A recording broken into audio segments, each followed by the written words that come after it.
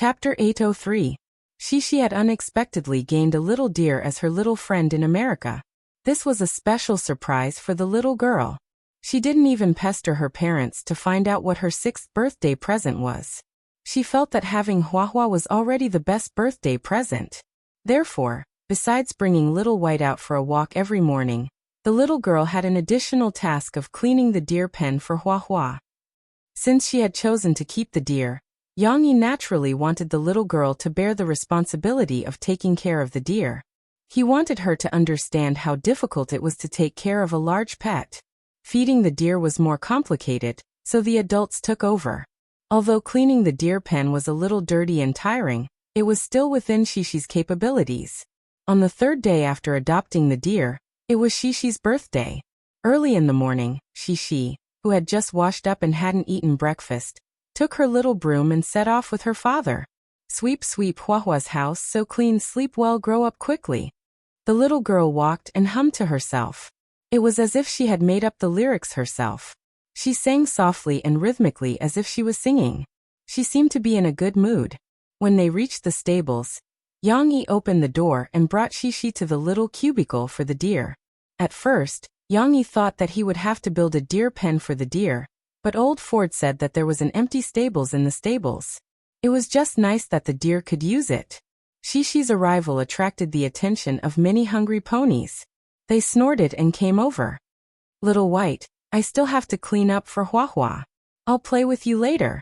When Shishi passed by Little White's pen, she purposely explained to Little White, as if Little White could understand. You have to wait until you finish your breakfast before you come back to play with it. Yang Yi corrected her.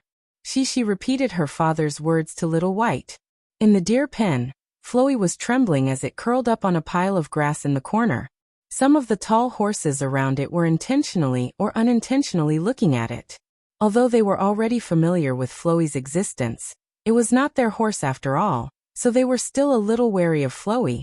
Yang Yi went in, picked up the rope around Floey's neck, and pulled it out.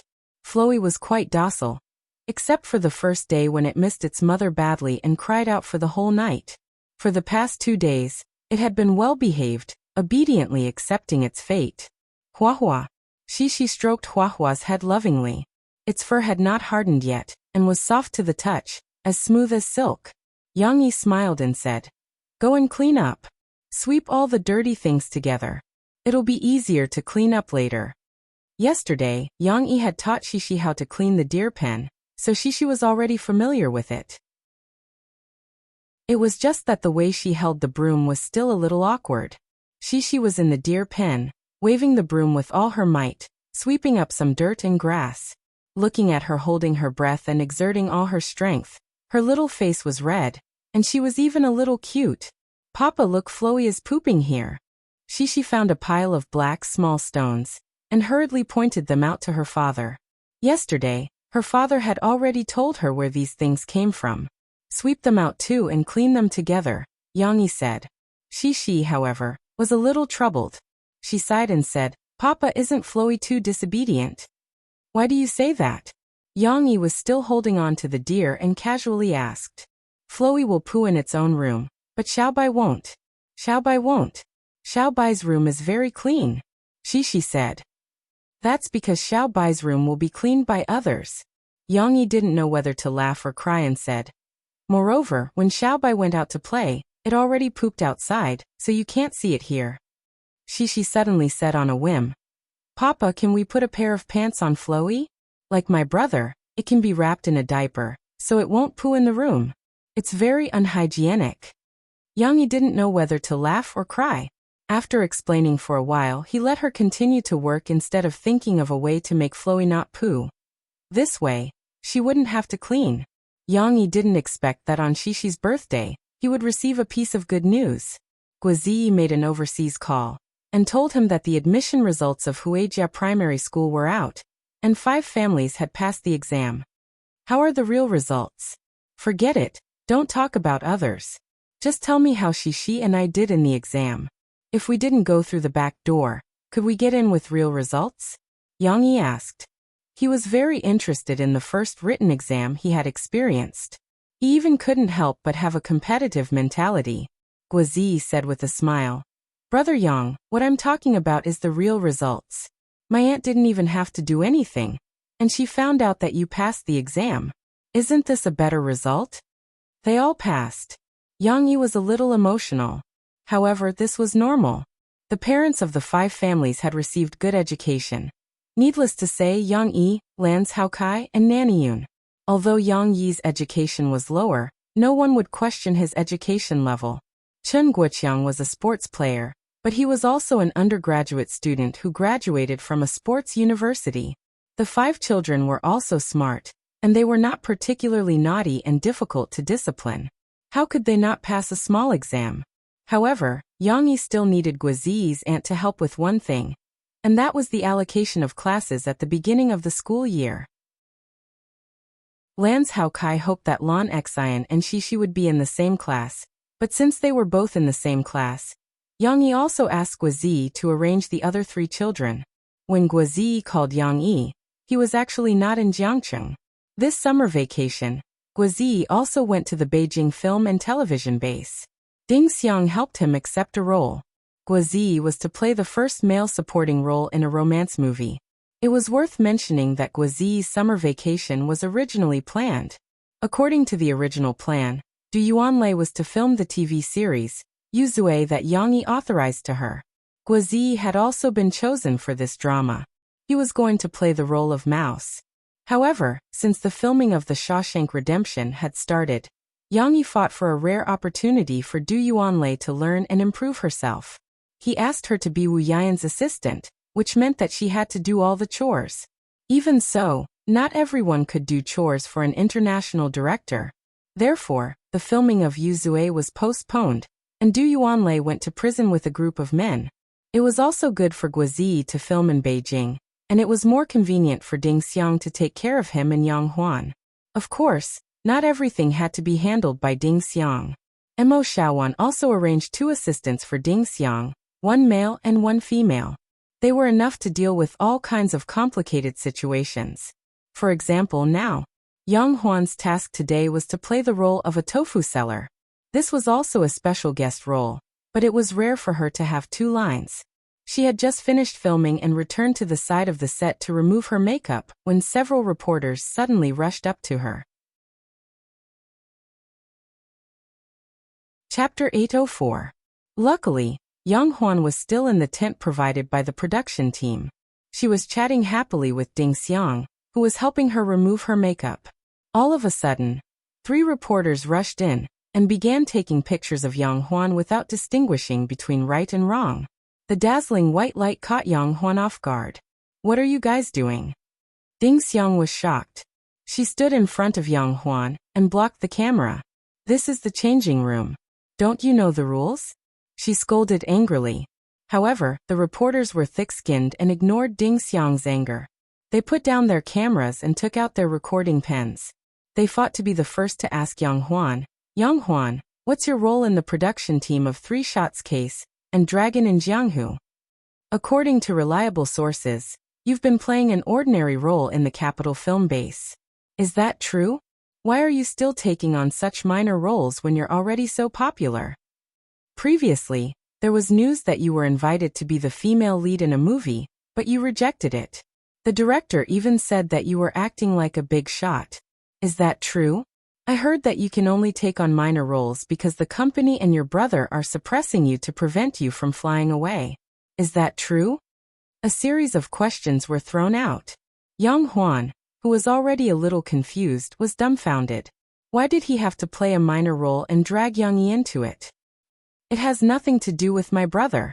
I just want to practice my acting skills. That's why I came to the capital during the summer break, to try out different roles. Yang Huan replied. What happened? I went to the toilet. The male assistant came late. He was anxious and ashamed. Huan, don't reply. Ding Xiang held Yang Huan down and said to the male assistant, Brother Lin, please guard the door. Dear reporters, please delete the photos from just now before we accept your interview. Why? We're reporters. We have the right to take photos. The reporters argued. Because you've violated Yang Huan's privacy. This is the changing room. Ding Xiang said in a deep voice. Of course, it was impossible for the reporters to cooperate obediently, but they couldn't escape either. The male assistant that Mo Xiaowan assigned to Ding Xiang was a retired Special Forces soldier from a certain army. As he had a certain friendship with Shen Xinyu, Shen Xinyu asked Yang Yi to help her settle down.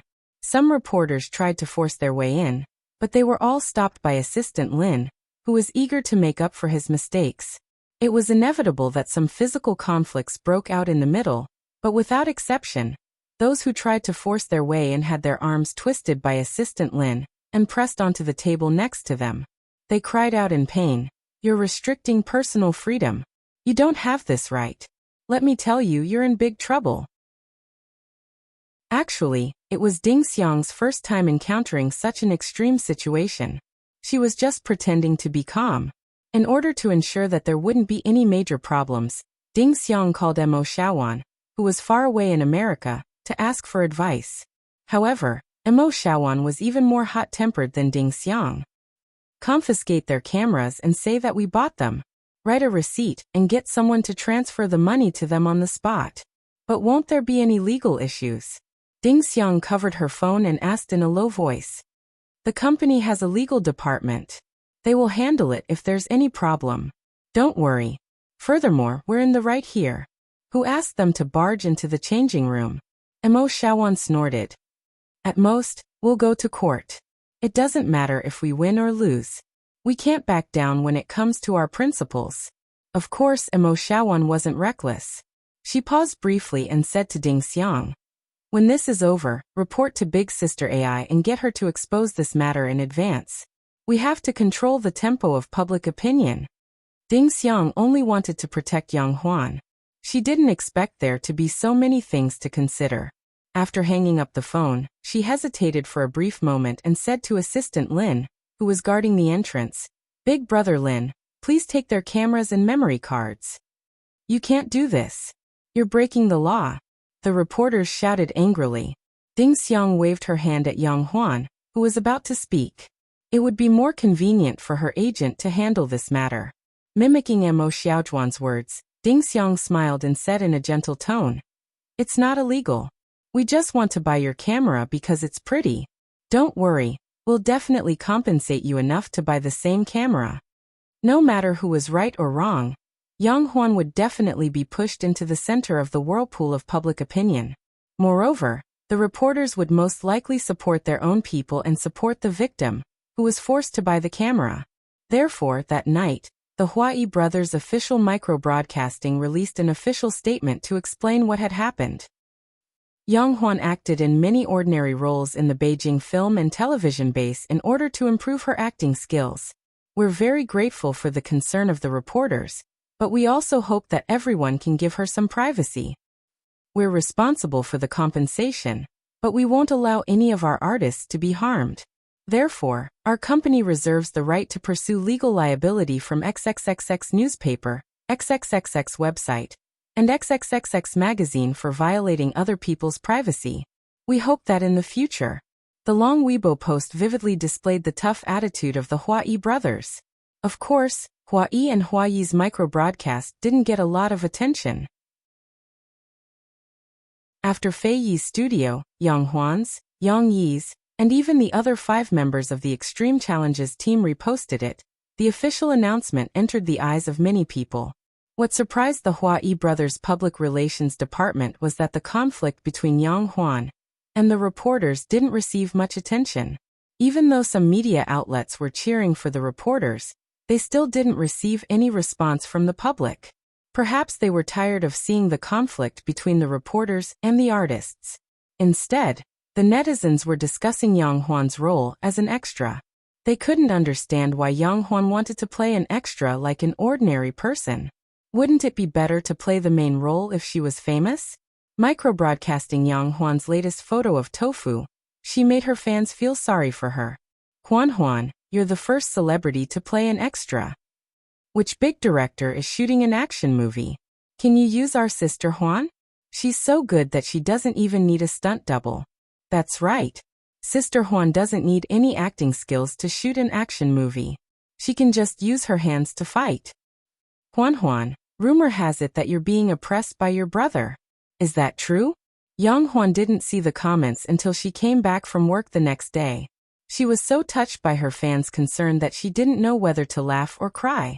She even took a selfie with her phone to explain to her fans why she chose to play an extra instead of playing a role in a movie. My brother didn't mistreat me. He's very nice to me. He said, there's a saying that goes, if you don't accumulate steps, you won't be able to travel 1,000 miles. If you don't accumulate small streams, you won't be able to form a river or an ocean. Yang Huan, if you want to go far and succeed in acting, you have to keep working hard. You can't be complacent just because you have some achievements. Remember, you're still a newbie in acting. Isn't it normal for newbies to play ordinary roles? I also talked to many seniors. My master, Yuan Yan, agreed with me. I have to try out more roles and hone my acting skills. That way, I won't be criticized for my bad acting skills when I play important roles in the future. In the video, Yang Huan was still as carefree as usual. She said everything she wanted to say. However, her sincere attitude and optimistic spirit made her fans love her even more. The video also showed that Yang Huan was serious about her acting skills, which made her fans see her in a new light. Sister Huan, you have a good attitude. You're not arrogant or rash. I like it. All the best, Huan Huan. I believe that you can become a real celebrity and a good actress. That's the right attitude. You're not like those little fresh meats and big vases who swarm to film and play the leading roles. In the end, all of them have facial paralysis in the camera. It's so embarrassing. I don't think Yang Huan has a good attitude. She's very lucky to have Yang Yi and so many senior actors to guide her along the way. Her master, Yuan Yan, is a big shot. He's an acting teacher in the Capital Film Academy. He's much better than the Media University of Rivertown. She has to work hard even when she's met someone who can help her. Yang Huan won't be arrogant just because she's a little famous. I'm now her fan. Because of this incident, Yang Huan unexpectedly gained a lot of true fans. She was also praised by the public and the media. She was even compared to other shameless actors who played the leading roles with lousy acting skills. This was something she hadn't expected. However, this was just a small episode. Yang Huan continued to work hard. Chapter 805. Xishi's 6th birthday was arranged by her grandparents. Yang Yi didn't know that this birthday would be so lively. The cowboys on the farm and their friends were all called over. Everyone gathered outside to eat, sing, and dance to celebrate Xishi's birthday. It had to be said that although these people looked a little rough, and their behavior maintained the rough and bold characteristics of the cowboys, in private, they were multi-talented and had their own unique skills. For example, Old Ford was a professional cowboy. His deep voice was able to sing the old songs of the 60s in the US, making people intoxicated even though they were not drunk. For example, Greg, a naughty and playful black guy, could perform an amazing street dance and win the applause of the audience. And Beria, although he was a hunter in the forest, he could also play the guitar and sing romantic Spanish songs. However, it was a little strange that Xishi's birthday was just a small start, and then it became a carnival for everyone. Everyone drank beer and sang songs, and it was very lively. They didn't even notice that late at night, the protagonist had been brought home by her parents. After washing up, she was ready to go to bed. There was a lively singing outside the window, and it seemed that it was no longer a solo, but a group of people singing and dancing around the bonfire. Papa, Greg and the others are still playing? Xishi, who was wearing a nightgown, leaned on the windowsill and looked outside. She said in surprise, "Don't they want to sleep? I'm going to sleep. Tomorrow, your grandpa will give them a day off. It's rare that they can have fun, so they have to have fun." Yang Yi smiled and said, "It's like when you invited other children to play at home. Papa would let you have fun with them instead of disturbing your fun." Xishi didn't want to go back to sleep. She was still listening to the noise outside with great interest. Yang Yi shook his head helplessly and walked over. Without warning, he reached out and put the screaming Xishi under his arm and closed the window. It seemed that the noise outside had become much quieter. Xishi knew that her father was playing with her. She struggled in her father's arms with her clean little feet and giggled again.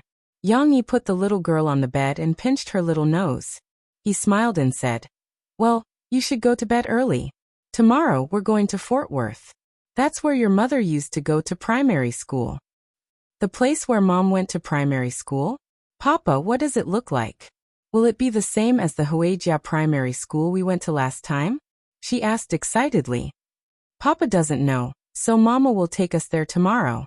We'll take it as an exploration trip, looking for traces of her footprints. What do you think?" "Yes. I like to explore," the little girl said happily.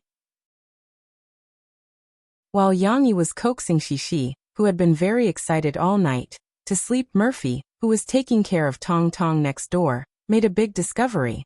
A few minutes ago, Tong Tong's schedule was different from Shishi's. He needed more sleep, so when he was tired from playing in the afternoon, he would sleep for a few hours. Now when it was Shishi's turn to sleep, Tong Tong was still playing happily. The little guy could crawl, sit, and even stand for a while with the help of adults. He was in the growth stage of being very active. As a matter of fact, he threw a plastic forklift out and was about to crawl over to pick it up. This was a game he liked to play very much. But this time the poor plastic forklift rolled under the bed. The little guy lost sight of the plastic forklift and looked around in confusion. He was in a daze for a while. What's going on? Why did it disappear? At this time, Tong Tong was quite smart. Since he couldn't solve the problem by himself, he turned his head and looked at his mother. He was still babbling and pointing at the plastic forklift with his little finger, asking his mother to pick it up for him. Murphy sat beside him and teased him with a smile. Call Mom, call Mom. If you call Mom, Mom will help you pick it up." Shishi called Mom earlier than Tong Tong. When Shishi was 6 months old, she could say the word Mom with one syllable. Although she couldn't speak yet, Shishi did have some talent in languages. Tong Tong was slower than his sister. The little guy looked strong, so he picked up other things quickly. However, he still hadn't learned how to say Mom, which made Murphy a little anxious. Therefore, she had to coax Tong Tong countless times every day, hoping that he would learn how to say Mom. Of course, Murphy had many competitors, such as Yang Yi. He would also seize the opportunity to guide Tong Tong to call him Dad. Mo Henian and Zhou Mingyu, who were unwilling to be outdone, also hoped that Tong Tong would call them Dad first. Even Shishi would occasionally join in. Murphy didn't have it easy. "Come on, call me Mama." Mo Fei pointed at herself with a smile and kept coaxing. Tong Tong looked at his mother in confusion, not knowing what she was doing. Tong Tong turned his head and looked under the bed. He pointed there again, and turned his head to call out to his mother anxiously. His big round eyes seemed to be saying, "It's there. Mom, don't you know what I mean? It's there. Call Mom." Murphy made a final effort. She gently pulled Tong Tong's little hand and coaxed, "If you call me that, Mom will get it for you." If he still didn't call, Murphy would have to help him get it. Tong Tong obviously didn't call. He pursed his little mouth and felt wronged. Tong Tong felt that his mother didn't love him anymore when he couldn't find the toy he liked, and his mother didn't help him. "All right, Mom will get it for you." Murphy helplessly patted the little guy's head gently. She walked over and picked up Tong Tong's plastic shovel from under the bed. She even took a piece of cloth and wiped the dust on it before passing it to Tong Tong. When Tong Tong saw his mother pick up the plastic shovel from under the bed, he clapped his hands happily. Looking at how happy he was, his little mouth opened, revealing a few white teeth. He was grinning from ear to ear. Murphy passed the plastic shovel to him. Tong Tong smiled at his mother with his cute little dimples. Then, he grabbed the shovel and shook his little hands excitedly. His little butt moved back and forth as he called out, "Baba Baba. Look at how happy you are." Murphy was amused. This was the good thing about her son. He was easy to satisfy. Wait a minute, something seemed wrong. After Murphy finished speaking, she realized that Tong Tong seemed to have called out something just now. "Huawei, did you just call Daddy?" Murphy asked in surprise. She even tried to use different pronunciations to guide him. "Daddy, Papa?" Tong Tong probably thought that this was a happy tone, and was guided by it. He giggled and called out crisply, "Baba." This time, Murphy really heard it clearly. It really was Daddy, although the pronunciation wasn't very accurate. But the little guy could call out Daddy, and it wasn't by accident. He could call it out very smoothly and could even repeat it.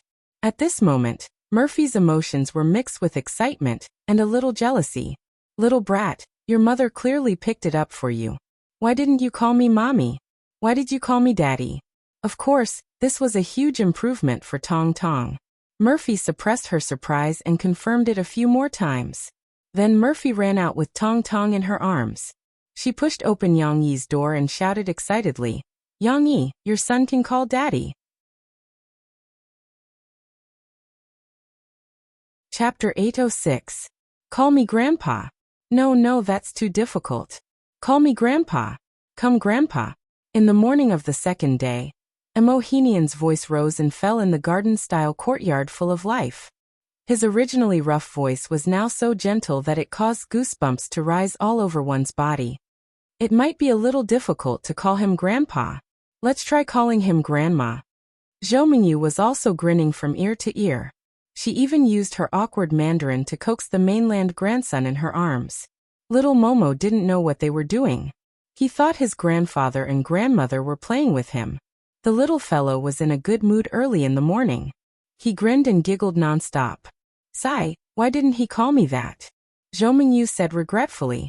Forget it. I tried to coax him to call me Mom yesterday, but he still couldn't do it. Not to mention Grandma and Grandpa, those are too difficult. Mo Fei sat on the side and shook her head helplessly. Little brother can say Baba. Shishi had just finished washing up. She came over and said excitedly, but it's not Baba, it's Papa. Baba. Tong Tong seemed to like this pronunciation.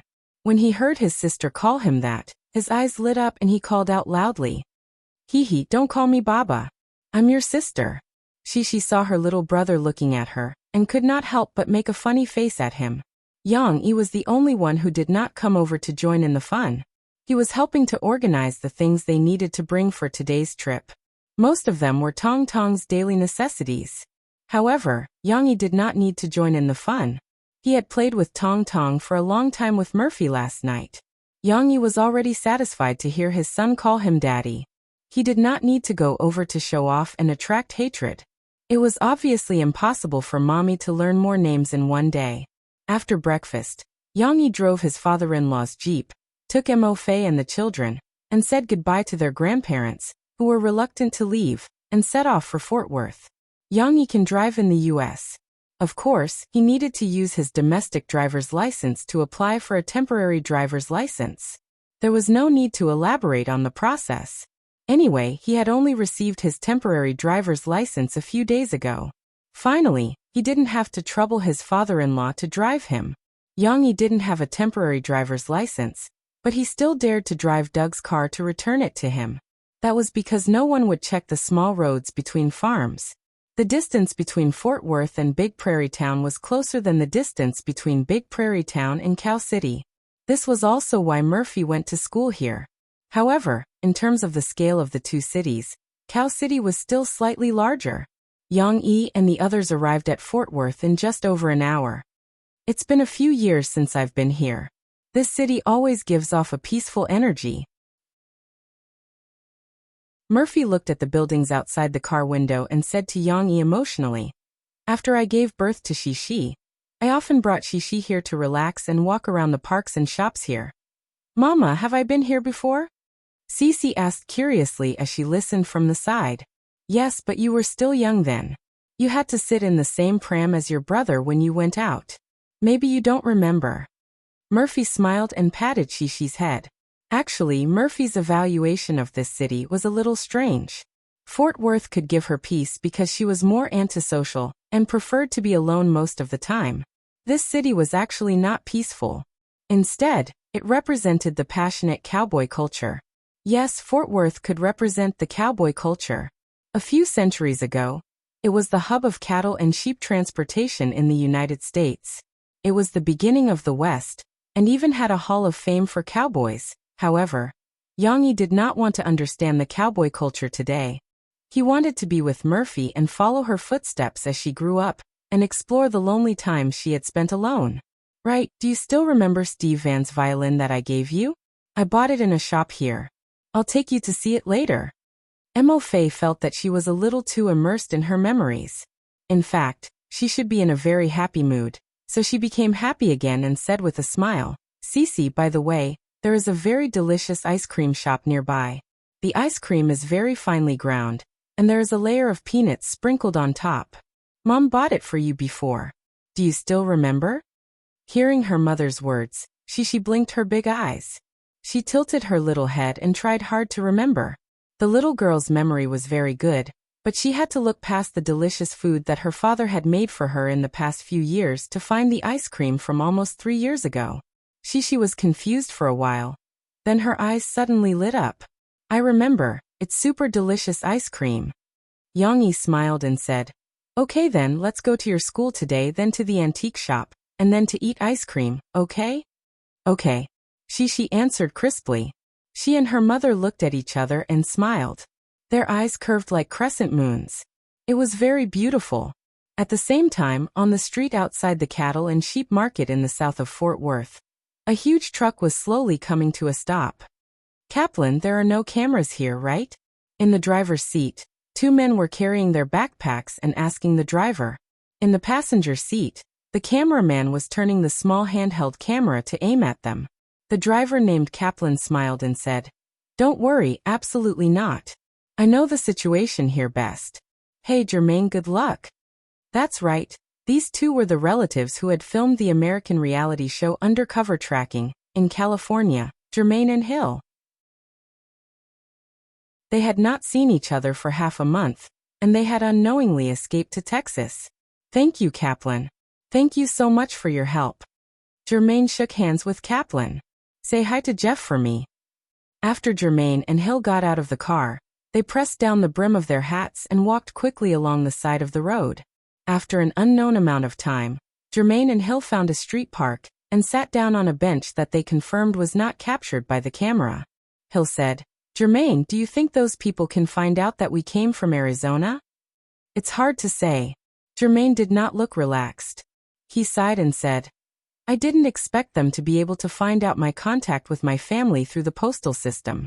This kind of technical ability is really impressive. But the good news is that they haven't cracked our mailbox yet. Even if they did, they might not be able to decipher our messages from the secret code we wrote in the draft box. At least not in a short period of time. So we withdrew the money in Arizona, then fled to Texas a few hours later, crossing Mexico in the process. I don't think they would have found out about our whereabouts. Otherwise, they would have caught up with our car. Trucks have GPS, Jermaine repeated. But we can't stop. I'm still a little worried. Jermaine's worry was reasonable. At that moment, in the arrest command center in California, the hunters, who were angry that Jermaine had tricked them again, were carefully looking for any clues that Jermaine might reveal. Tony, I found something. An Asian female investigator called Tony, the supervisor. She pointed to the computer screen and said, Look at these 3 videos. The first one was taken by the camera of the convenience store near the ATM. Look, Hill, who withdrew the money, passed by here at 5:13 p.m. The Asian female investigator clicked on the second video, pointed to the road sketch she had drawn on an empty piece of paper, and said, This camera is on this side of the road. This truck drove by at 5:01 p.m. If it was driving normally, it should have passed by this camera very quickly, right? Tony nodded. He reacted quickly. I'm guessing that the third video is from this camera here? Yes. But I can't see the truck driving in this video. Let's fast forward a little more. It only passed by this camera at 5:26 p.m. The Asian female investigator laughed. So the question is, in these 25 minutes, on this road without any forks, what did the truck do? Do you have a picture of the driver's seat? Tony asked. The Asian female investigator shook her head. But I can get the license plate number from the video. Do it. There must be something wrong with this truck. Tony said firmly. I want you to get the license plate number, check the driver's information, and compare him with the people Jermaine and Hill know to see if they have any relationship. Also confirm where the truck drove to. I want the company that owns the truck to provide its GPS information.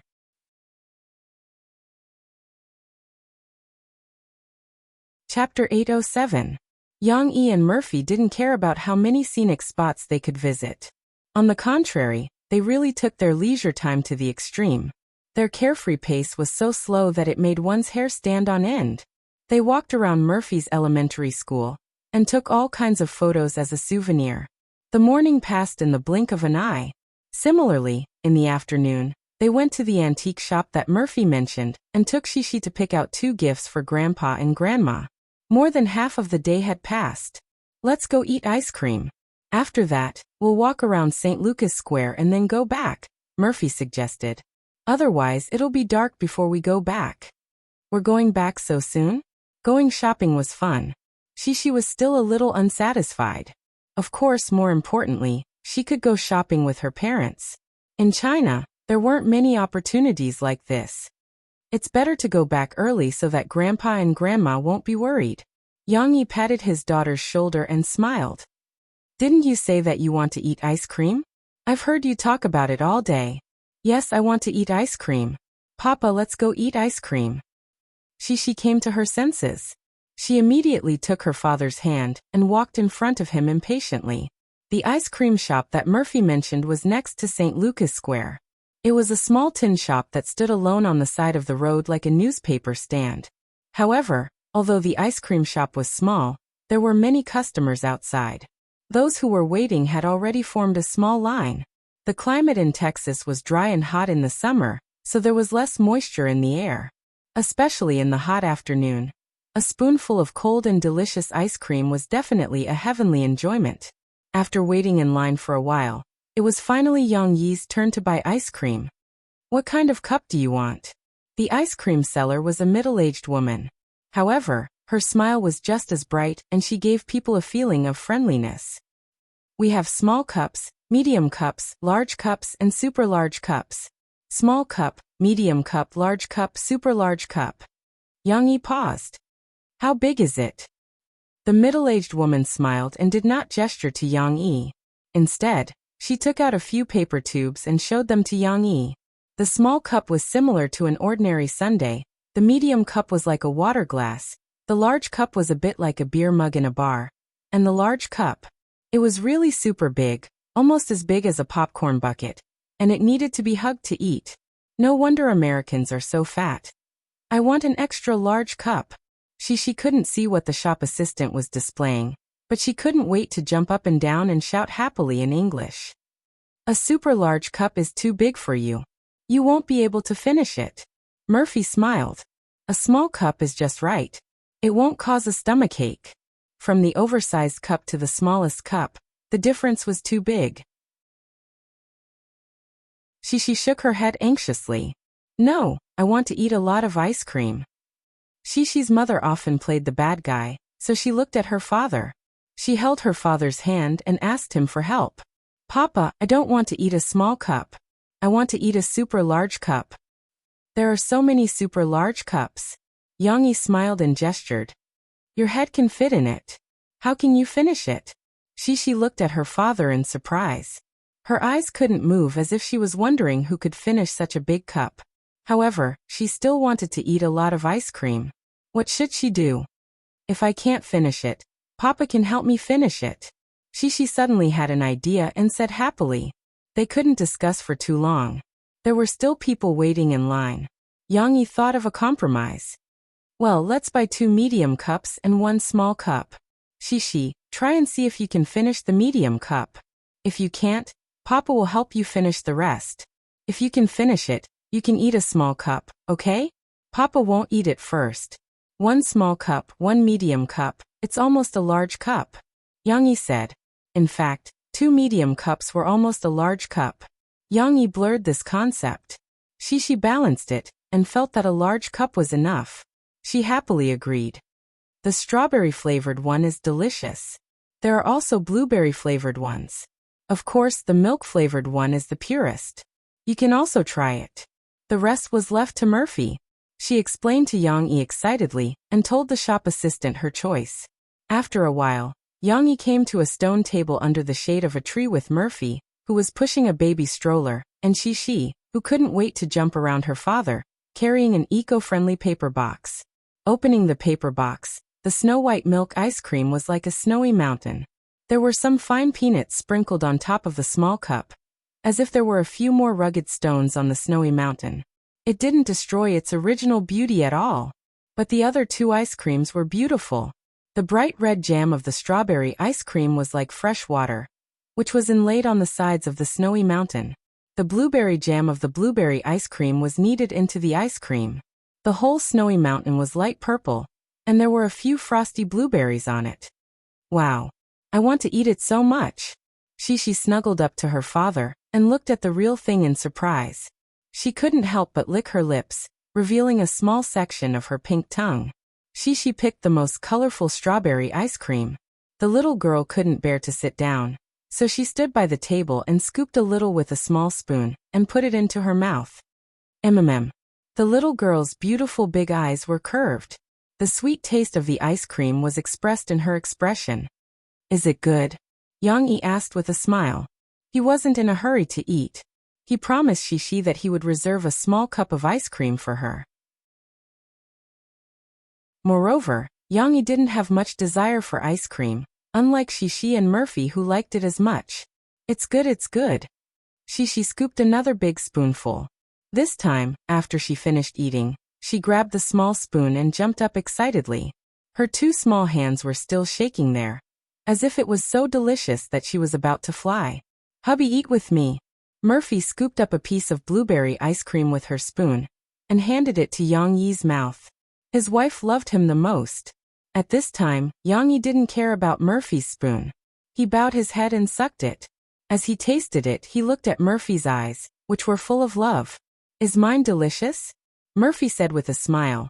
Blueberry flavor, it and strawberry flavor are my favorite. Your ice cream is good. It should be handmade. It has a fine sand texture, a clear sense of layering, and the taste is very good, Yang Yi said with a smile. I also want to eat blueberry flavor. Cece was eating her strawberry-flavored ice cream when she heard her father's praise. Now she looked over eagerly. Try it. Murphy handed it over. Shishi happily scooped a mouthful and tasted it. It's also delicious, but mine is better. But the little girl seemed to be inspired by the interaction between her mom and dad. She didn't eat alone. She generously pushed out her ice cream and said, Papa, Mom, you also eat my ice cream. Let's eat together. In the end, they decided to eat together.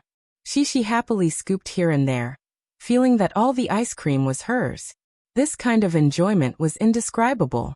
Anyway, she could smile at her father for a while with a small spoon in her mouth. Of course, Shishi didn't eat much. The little girl was full in a while. There was still a small half-cup left. She pushed it to her father, and then sat on the stone chair contentedly, enjoying a moment of silence. Yang Yi cleaned up the mess and looked down at his daughter's satisfied appearance. He couldn't help but laugh. On this hot summer afternoon, sitting leisurely in the square with her beloved family, and eating ice cream leisurely, this feeling was really good. If only there was a little music to accompany her, that would be even better. Yang Yi looked at the stage in the middle of St. Lucas Square. Murphy had introduced it to Yang Yi before. This was a municipal square. There were usually some performances, not only the activities of cowboys, but also some performances of the community's old people's art groups and so on. There were some people on the stage now setting up some settings and equipment. There would probably be some performances in the evening. However, what attracted Yang Yi's attention was a piano that was displayed early on. Murphy and he saw it just now. Although it was only a vertical piano, it was still a piano.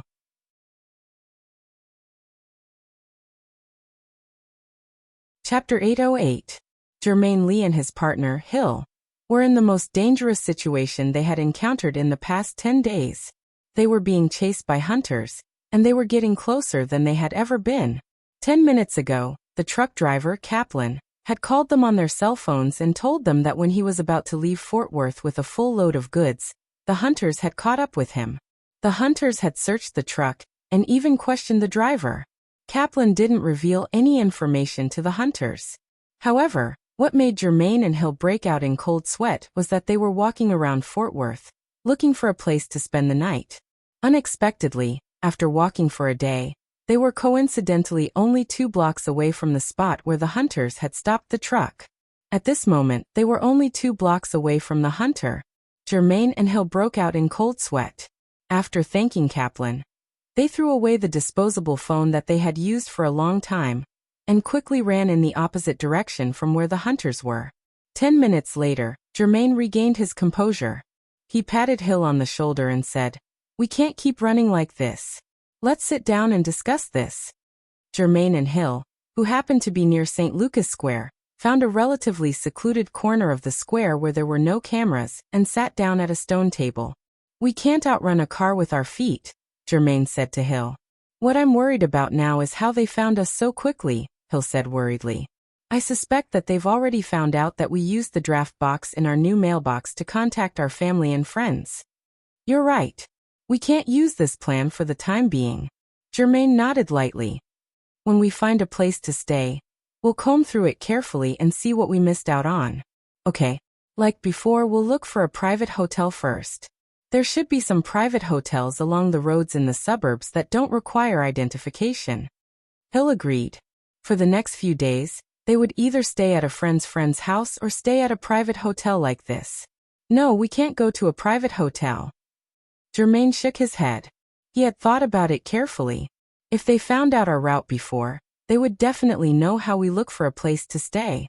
Now they should be checking all the private hotels and motels in Fort Worth.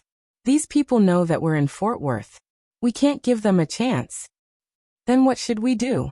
Hill hesitated. Should we try to ask strangers for help? I was thinking about that too.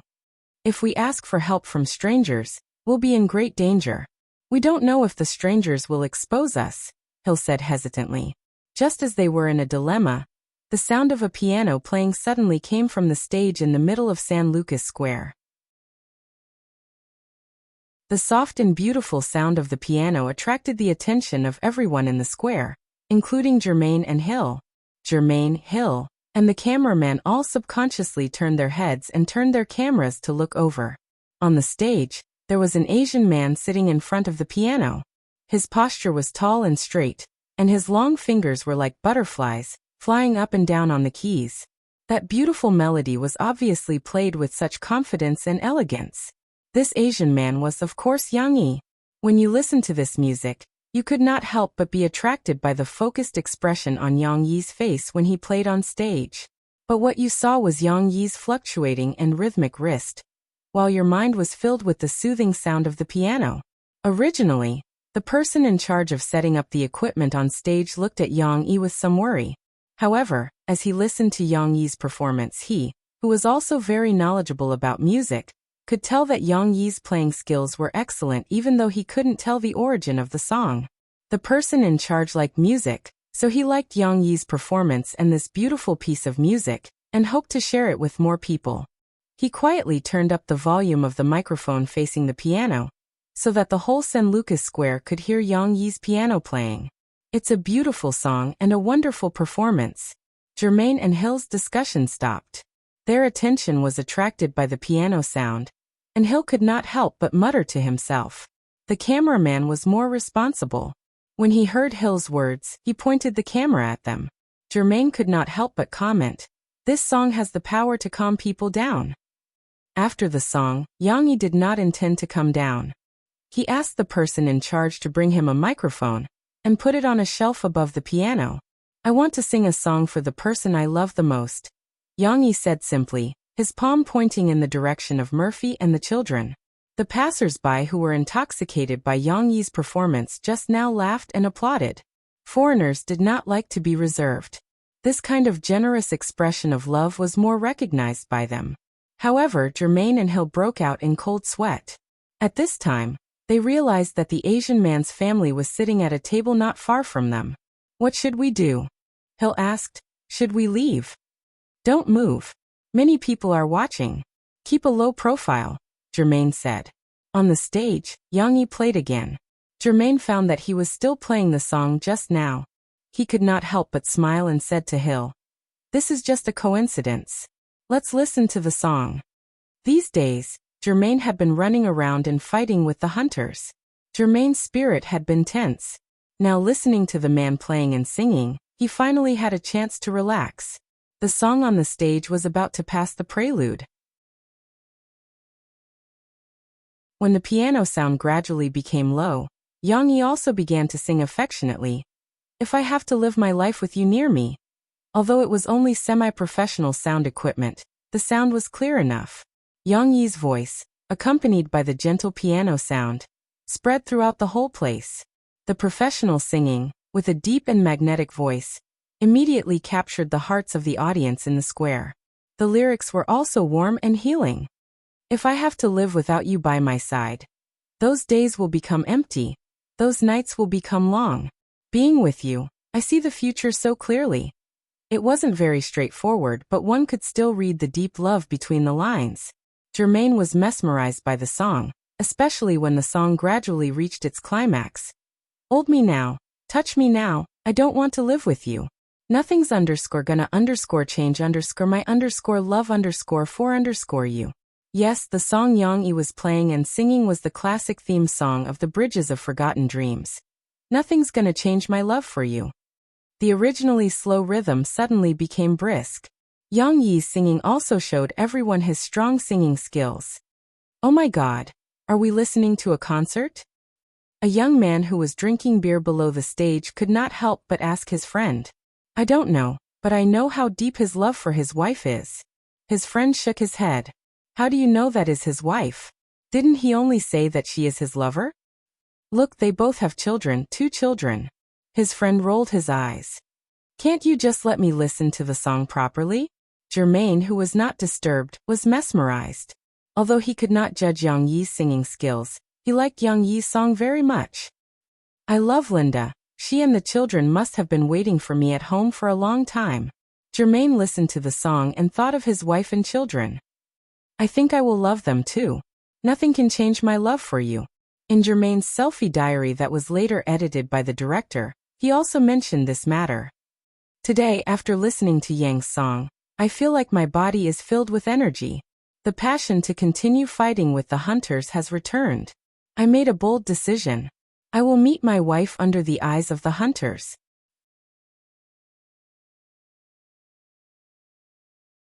Chapter 809. Murphy liked Yang Yi's song very much. However, listening to Yang Yi's warm and affectionate singing, her heart was only filled with pride and love for Yang Yi, and not too much surprise. In fact, she had heard Yang Yi sing this song on the farm, because Wilson would arrange a Prada talk show for Yang Yi and Mo Fei, although they would have to wait until August to appear on the program. However, Yang Yi still took out a few English songs early and practiced with them. "Nothing's Gonna Change My Love for You" was one of them. But to be honest, the feeling at home was completely different from the live performance. On one hand, there was no piano at home, only a guitar. On the other hand, Murphy, a professional singer, always felt that the space at home was small, and there was no audience, so there was a lack of atmosphere. So when Yang Yi said that he wanted to play a piano piece for Murphy on the stage, Murphy said that she wanted to listen to "Nothing's Gonna Change My Love for You." And Yang Yi naturally fulfilled her wish. "Hey, why do I feel like I'm forcing him to confess to me in public again?" Murphy stood up and applauded with the others. Suddenly, such a thought came to her mind. However, Murphy was still happy in her heart. "We're already an old married couple. Actually, we don't have to show off our love in front of others every day. However, he still loves me very much and is willing to satisfy my little vanity." After Yang Yi thanked the person in charge, he walked down from the stage slowly. Murphy was ready to give him a big hug. However, just as Yang Yi walked over, his eyes fell on the table behind Murphy and Shishi, and then on Jermaine and Gil's table. Especially when he saw the camera facing him, he couldn't help but frown slightly. Papa's singing is so good. Shishi didn't jump up to greet her father this time. Instead, she leaned lazily on the back of the chair and knelt on the chair, unwilling to get up. She even giggled and waved to her father, then sat down lazily. She had eaten too many sweets and was now in a lazy digestion period. However, Shishi saw that her father didn't respond. Instead, he hugged her mother a little and walked behind them. "Who are you? Why are you taking pictures of us with a camera? Do you know that this is illegal?" Yang Yi asked solemnly. He had adapted very quickly. When in Rome, do as the Romans do. In the United States, people always put their human rights first. She turned around in confusion and saw her father talking to a table not far behind them. Germain and Gil didn't expect that the man they were praising just a moment ago would point his finger at them as soon as he came down. Gil looked at Germain, but Germain decided to be honest. "We are recording a show. I'm really sorry. This is our cameraman. If you don't want us to take pictures of you, we can delete the video or add mosaic. I'm sorry, but the song you sang just now was really good." Recording a show? Yang Yi was a little suspicious. "Are you American stars?" In fact, Yang Yi believed a little, because he had been observing the three people from the moment he set his eyes on them. From their clothes, from the distribution of their seats, from the guy with the camera, and so on, he could basically infer a few things. First of all, the three people didn't pose a threat and didn't carry any dangerous items. Secondly, the guy with the camera should be a cameraman. He was the same as the cameraman of the Extreme Challenge. He tried his best to hide his presence, and no matter what, he didn't put down his camera. Also, looking at their travel-worn appearance, they must have suffered a lot. If they weren't recording a show, who would torture themselves like that? Germain and Gil quickly explained to Yang Yi that they were two ordinary people who had volunteered to join the reality show on SBC. "You can search for tracking. Our show is like this. It was originally a reality show in England, but the rights to the remake were bought by SBC, Germain said. Germain was worried that Yang Yi would call the police to arrest them to protect his family, so he told them everything. "You escaped from California? You can't even use planes or other forms of transportation that require IDs. That's quite amazing," Yang Yi said, a little surprised. This show was against the hunters, who had the ability to track people. It was like a competition between a killer and a police officer. Yang Yi's interest was piqued. "We borrowed a friend's truck," Gil said. However, even though Yang Yi was very interested in the show and Germain's escape, he wasn't a person who was easily controlled by his own desires. Yang Yi smiled, shook hands with the other party and said, "Okay, I misunderstood. I hope you can beat these people and win the prize money." While Germain and Gil were still confused and nodding their heads, Yang Yi had already returned to his seat. "What's going on?" Murphy asked curiously. "Are they reporters?" She could finally sit next to her father. As she leaned on her father's body, she looked back curiously at the two people who had just talked to her father. Yang Yi explained to Murphy again, but Yang Yi was still worried. After the incident with LVU, Yang Yi still had to catch everything that made him suspicious and investigate it thoroughly. He couldn't make the stupid mistake of being careless and failing miserably again. As he talked to Murphy, he sent a text message to Wilson, who was in California, to help him secretly investigate the situation of the show. "We should go back." Murphy wasn't as interested in such a show as Yang Yi was. She looked at the time, stood up and suggested with a smile, "It's already past 4 o'clock. We can go back in time for dinner." She got up from the chair, touched her bulging belly, and said with a smile, "Papa, I don't want to eat anymore. I'm so full." "Didn't I tell you not to eat so much ice cream? You still don't believe me. Maybe you'll suffer later." Murphy gently flicked Shishi's forehead and said angrily, "Your papa indulges you. Each of you should be punished 50 times. Shishi was flicked, and the corners of her mouth curved down. She looked unhappy. Of course, she did it on purpose. She turned around and threw herself into her father's arms. Her two little arms hugged her father's neck like a spoiled child, and she chirped, "Don't scold my papa. And don't hit my papa." The little girl's eyes were curved like crescent moons. She was playing with her mother. After eating a lot of sweets, the little girl had a lot of energy and didn't know how to squander it. Murphy put her hands on her waist and said with a smile, "Oh, you're still protecting him? This is my husband. Can't I say a few words? This is my papa." Yang Yi shook his head with a smile.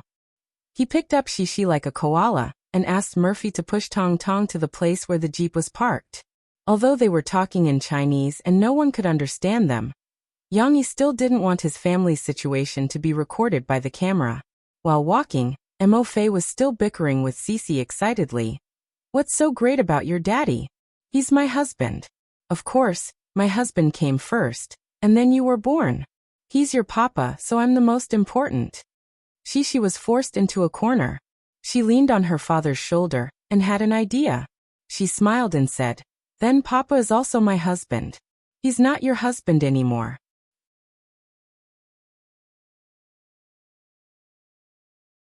Chapter 8:10. Yang Xiaoxi. Say that again. Although Murphy rebuked her, she could not help but smile. She was amused by her daughter's words. Hee hee hee hee. She hugged her father's neck and looked at her mother over his shoulder. She giggled and did not look ashamed at all. Instead, she found her mother's exasperated look very interesting. I raised you for 6 years for nothing. How dare you steal Mom's husband?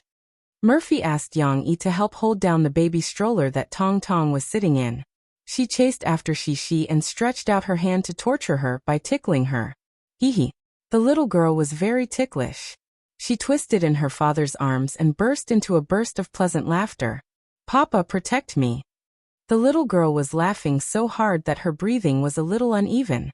She took the time to call out. You're calling me Papa now? What did you say just now? Murphy snickered and continued to retaliate. Do you know that you're wrong? However, she did not scratch much. She was very ticklish, and her reaction was very strong. At this moment, Tong Tong, who was lying comfortably in the baby stroller, had his eyes wide open. He looked at his mother's violence toward his sister, and the word dumbfounded was written all over his little face. It was too scary. After Murphy and Shi were done, Yang Yi smiled and shook his head. He took them to the parking lot and got his Jeep. He adjusted the safety seat and prepared to leave.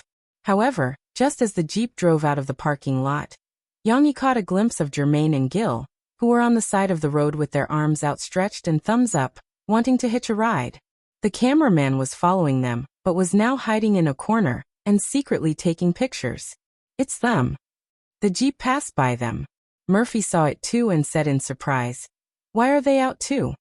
"They're hitching a ride. They're probably leaving Fort Worth." Yang Yi explained. "They want to escape from the hunting team of the program. It's not a good idea to stay in the same city for too long." "Papa, are they bad guys?" Shi, who was sitting next to her mother, suddenly asked. "No, why do you ask?" Yang Yi asked with a smile. Yang Yi had already confirmed the identities of these people from Wilson. There were no secrets in Hollywood. In just 10 minutes, Wilson was able to find the list of participants and filming plans for the first season of SBC's Undercover Tracking through his connections. This wasn't really a secret, it was just that the SBC didn't announce it online. The shooting plan was just as Germain and the others had said. The shooting would start in July, and Germain and Hill's names were on the list, which basically confirmed their identities. Because they were being chased by hunters. Only bad guys like big bad wolves would be chased by hunters. She said innocently. Haha, you can't be so sure. There are two sides to everything. Some hunters can be good, and some can be bad. The same goes for big bad wolves.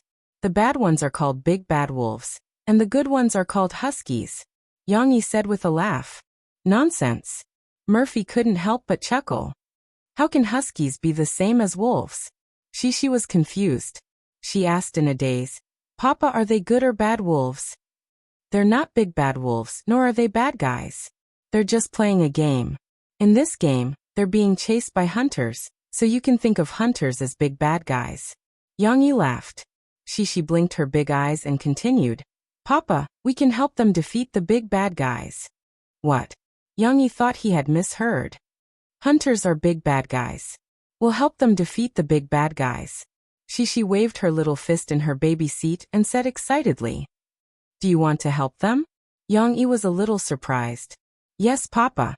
It's just like how Grandpa Hunter helped Little Red Riding Hood save Grandma. The little girl said innocently. Honey, what do you think? Yang Yi looked at Murphy through the rearview mirror. Murphy looked interested and said, You said they're recording a program and want to win the prize money. It's just like those quiz competitions. They can ask for off-site assistance, and we can help them. In this way, they can win the prize money. Yang Yi shook his head helplessly and said, Well, since you all said so, let's go back and have a look. If they can't stop a car, we can give them a ride. More than 10 minutes later, the fully loaded Jeep was on its way back home. Thank you so much. I've received so much help from so many friends along the way. I feel so full of positive energy. Sitting in the last row, Jermaine said with a smile. Yang Yi's father-in-law's Jeep was an old 7-seater Jeep. Usually, the seats in the last row would be put down to make room for luggage. Now there were 7 people in it, including Tong Tong. Murphy and the children were still sitting in the second row. Although Yang Yi had helped them according to Shishi's request, he had to ensure the comfort and safety of his family first. The cameraman sat in the passenger seat, while Jermaine and Hill squeezed in the last row. Of course, they didn't have any complaints. They were already very lucky that someone was willing to take them away from the crisis in Fort Worth. Don't thank me. You should thank my daughter. She said that she would help you defeat the big bad guy. Yang Yi was driving in the front. He looked at the rearview mirror and smiled as he pointed at Shishi. Shishi turned her head to look at him, then turned away shyly and shyly hid in her mother's arms. Thank you, child. You have a beautiful heart.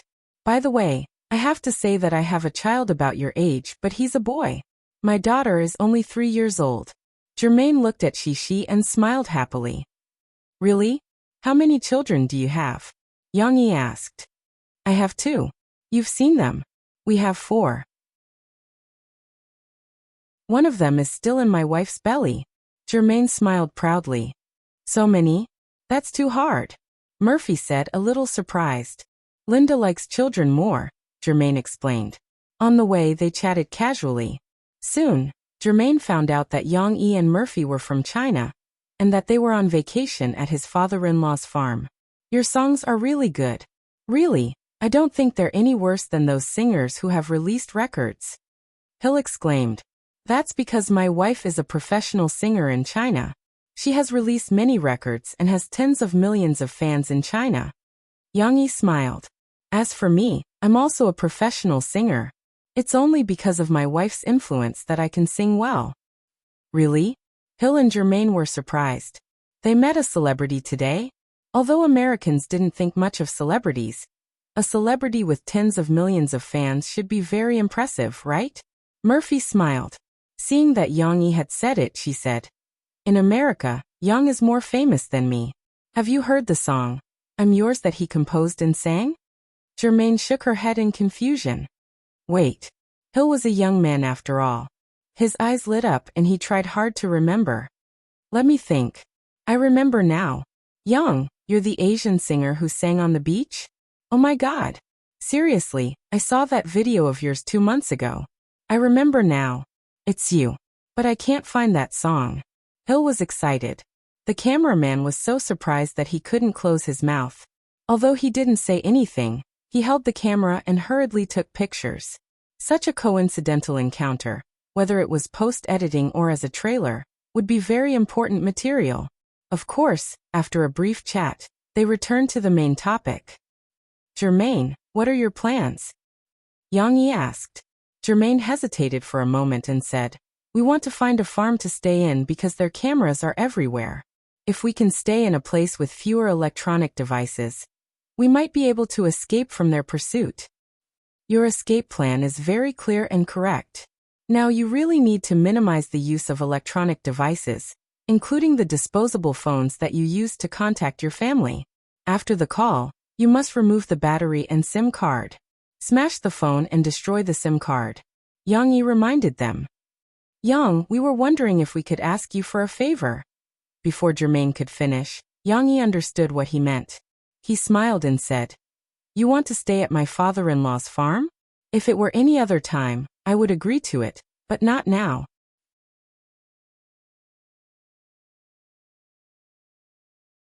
Chapter 8:11. Why not? Not only were Jermaine and Hill dumbfounded, but even Murphy looked at Yang Yi in confusion. Luckily, Yang Yi did not keep them in suspense. He explained, because if you go to my father-in-law's place, you might be caught by the hunters.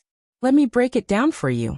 First of all, you just said that you threw away your phones when you received Kaplan's call. But it's useless. They can use technology to locate your last location through Kaplan's phone. Then, according to the surveillance cameras along the way, they'll be able to trace your escape route and chase you all the way to St. Lucas Square. Although it will take time, trust me, they'll definitely find you there. Yang Yi was right. Not long after the fully loaded Jeep left, a black SUV slowly drove into St. Lucas Square. When they got back to the Jeep, Jermaine said in surprise, "I see. Is that how they found out that I came to Fort Worth?" Yang Yi shook his head lightly and said, "I don't know. There's too little information. I can't tell. But our previous interactions were not captured by the surveillance cameras. There were no surveillance cameras at the place where we hitched a ride. How could they track us?" Hill said.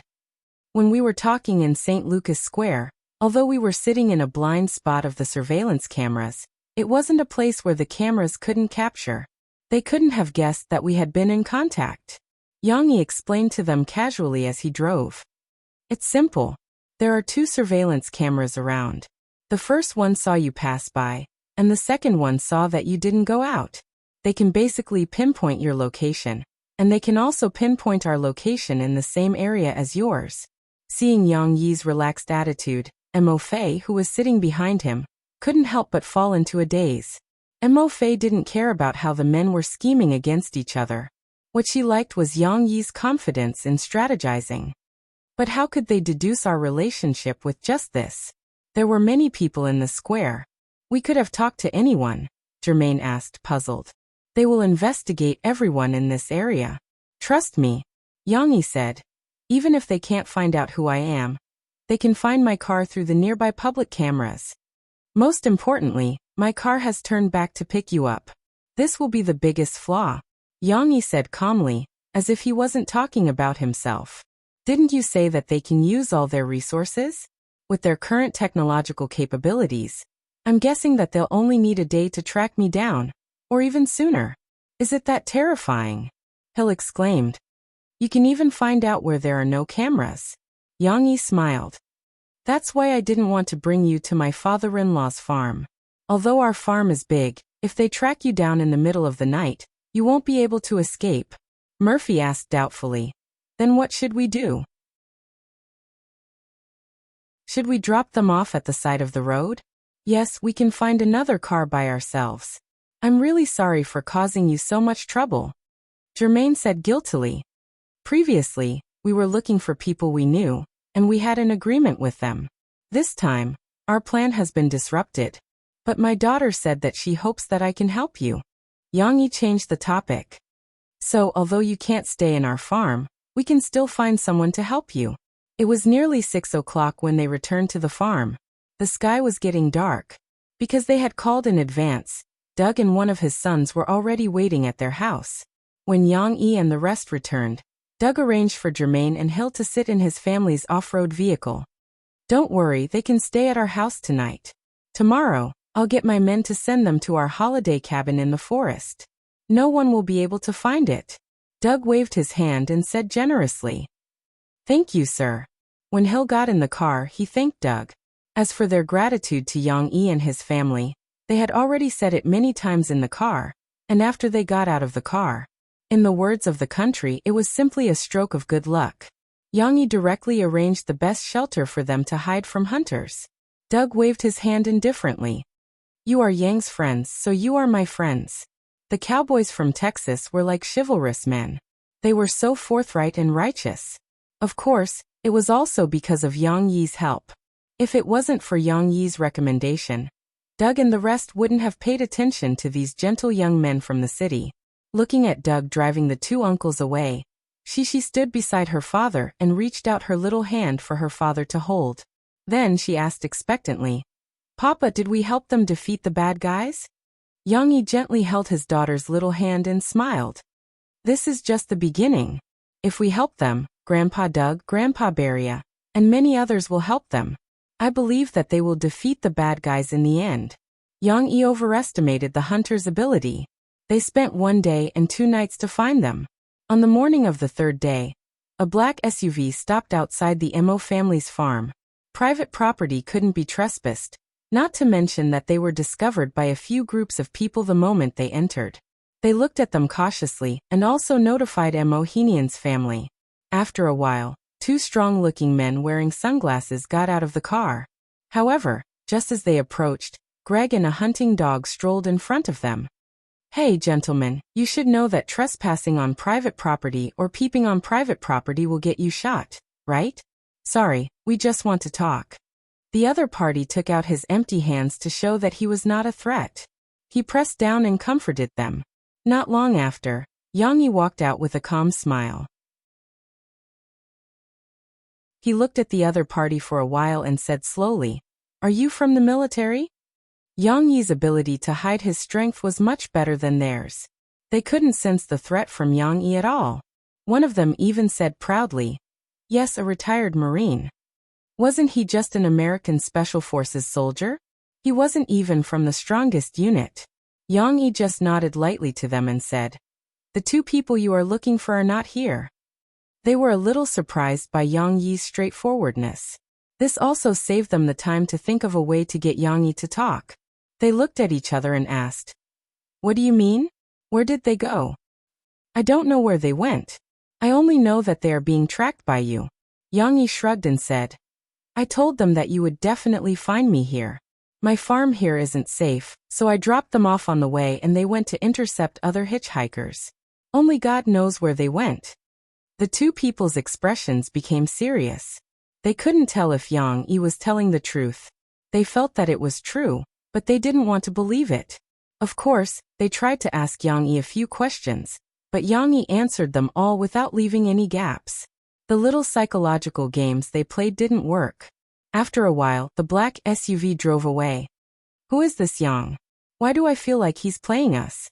The driver couldn't help but ask the headquarters. "From the information here, it says that he's a Chinese celebrity. So is his wife. Before he became a celebrity, he was a soldier, an ordinary soldier." The head of the headquarters also felt a little strange. He carefully reviewed Yang Yi's information again, and suddenly laughed. The scriptwriter of Prison Break. "Oh my God, what kind of opponent did we meet? No wonder he's so smart." The corner of the director's mouth curled up. He felt that it didn't matter if the fugitives were caught or not. In this segment, Yang Yi's unexpected intrusion would raise the level of the show's excitement by several levels. It would even make the show's effect explode. The conversation was still going on. "Do you think he's telling the truth? Is Jie Man and the others really not at the farm?" "I think it's more likely that he's telling the truth. He knows the risks, and as he said, he reminded Jie Man and the others to continue running. He won't let Jie Man and the others stay, so he's telling us the truth. Even if we know the truth, we won't be able to find out anything," an analyst said. With that, the tracking of Jie Man and Hill became bogged down.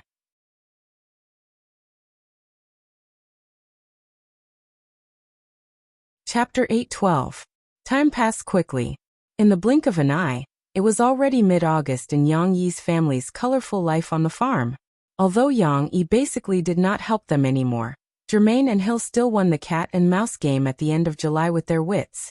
It was worth mentioning that Jermaine really asked a pilot friend of his to fly his wife to Colorado in a small plane. After that, he took Doug's car and rushed to Colorado to meet his wife. He even took a picture and uploaded it to the American version of Facebook to mock the hunters. However, when the hunters tracked them to Great Prairie City again, Jermaine and Hill had already escaped. They started the next step of their escape journey in Colorado. Of course, this was just a small episode in their lives. Yang Yi and the children were on vacation at his father-in-law's house. The main theme was still family. During the day, Yang Yi followed Mohinian out to work. Like a cowboy, he drove the hundreds of Angus cattle to graze on the grassland. At night, he accompanied his father-in-law to sit in the courtyard under the starry sky and enjoy the shade while listening to his father-in-law boast about the legendary stories when he was young. Naturally, their relationship improved by leaps and bounds. In just a month, Mohinian's attitude towards him finally changed from being cold on the outside, but warm on the inside. He was even a little unwilling to express his approval. Now they were no longer estranged. They were even close to each other like two brothers.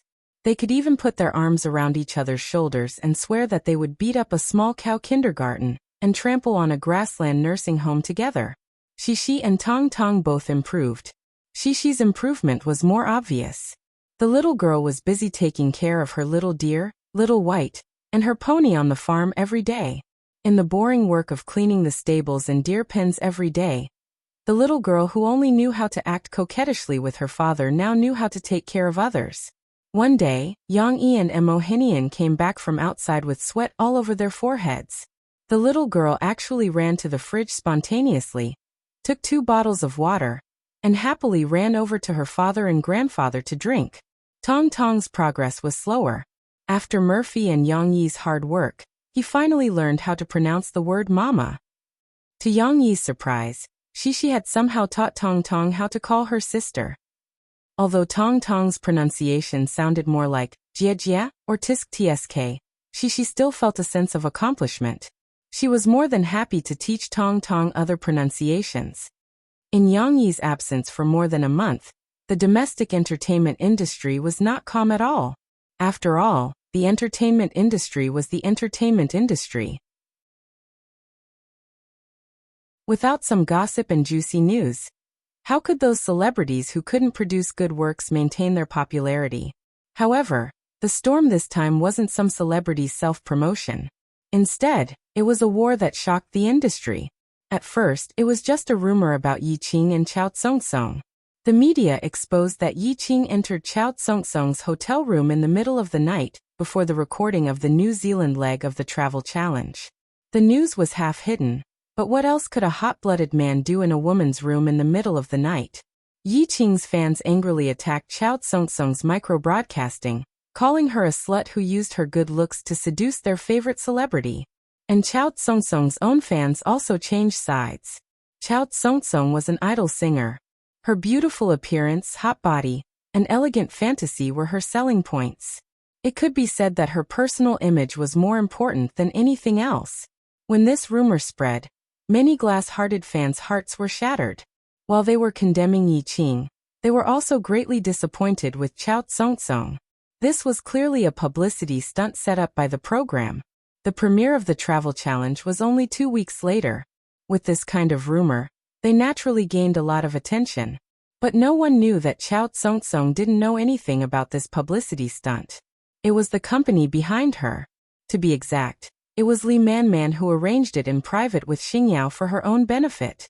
Li Manman wouldn't care about the life and death of a small idol.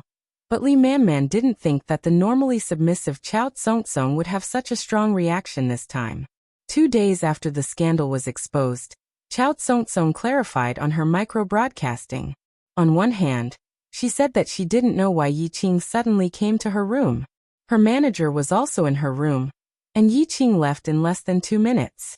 However, the reporter's news was taken out of context, and the surveillance footage was missing the latter part.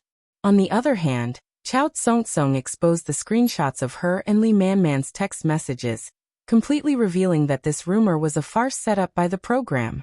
I am very disappointed with the program Travel Challenge, and will withdraw from this program indefinitely. Here, I want to apologize to the other friends and staff who have helped me. Chao Tsong-Tsong showed an unexpected courage.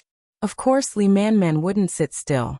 She teamed up with Xingyao, and took out some of the highlights during the program's recording.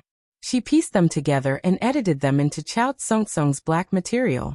She exposed to the media that Chao Tsong-Tsong disobeyed the arrangement as an idol during the program's recording, ordered the male guests to work for her, and other bad attitudes. Of course, there were a lot of misunderstandings in the edited content. Not to mention, the program's scriptwriter had arranged such a character for Chao Tsong-Tsong from the beginning.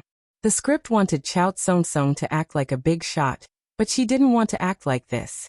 However, the media, who had been paid, turned a blind eye and helped her to tear Chao Tsong-Tsong apart.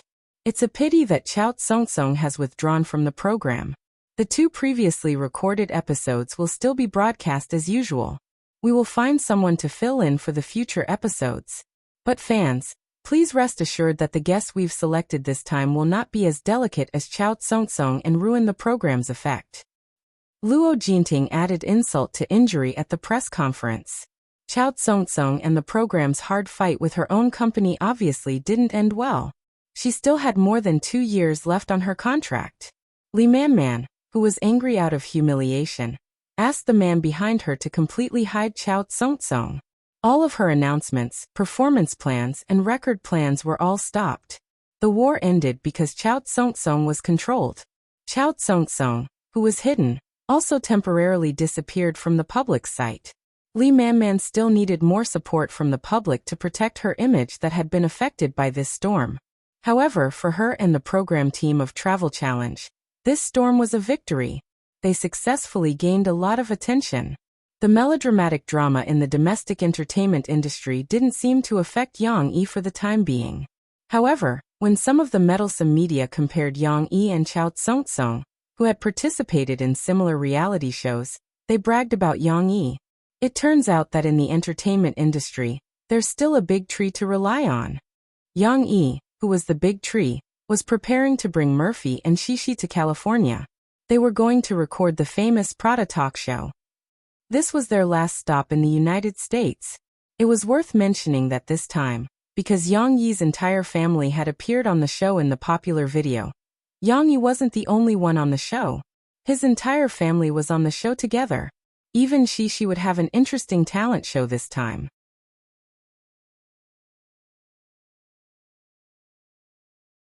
Chapter 8:13. Their trip to California was different from the last time when they had to rush to his father-in-law's house. This time, Yang Yi's schedule was much more relaxed. They flew over 2 days in advance. Yang Yi arranged for them to go to Berkeley first. The American branch of the Backwave Technology Company was located there. As the big boss, he had to check it out since he was in the United States.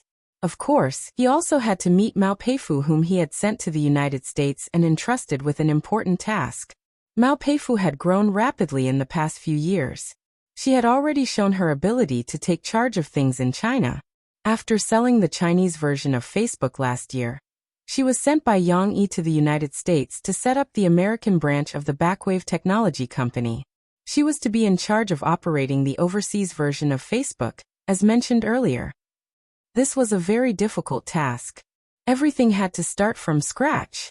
However, Mao Peifu did a great job. She was in charge of human resources in China.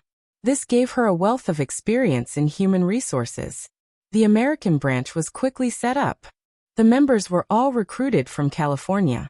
Not only were there a large number of Chinese computer geniuses, but there were also young university students of different skin colors. They were full of vitality and had a deep understanding of different ethnic groups.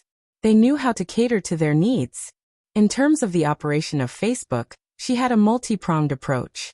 She had a wide range of social activities among the university students, young intellectuals, and white-collar workers in the United States. She had even used the Ice Bucket Challenge strategy that Yang Yi had taught her. In just a few months, this social network had become popular all over the United States. This was also why when Yang Yi's video became popular, many people reposted and commented on it on their own Facebook. This was also why in the undercover tracking program, there were scenes where the hunters used Facebook to track down those people's social networks. Of course, Germain had also used Facebook to post photos to fight back against the hunters. Yang Yi naturally gave Mao Peifu a generous reward for her achievements. Not only did he give her the equity reward that he had promised previously, but he also gave the shares of the American branch to Mao Peifu. Of course, when Yang Yi met Mao Peifu this time, other than inspecting the US branch, he also had another mission for her. This is the era of the mobile internet. Smartphones have almost taken over the market share of feature phones. We need to take advantage of the fact that this market hasn't been fully formed, and seize the instant messaging port of people's smart terminals. Yang Yi said to Mao Peifu, "I'm referring to the mobile version of SNS. Are we finally going to compete with SNS?" Mao Peifu wasn't shocked but rather happy. SNS was this world's QQ. It had already dominated the domestic instant messaging market for many years. In the domestic internet industry, he was also a giant. Backwave Technology Company that had only been established for less than 3 years was still a very weak sheep in front of SNS.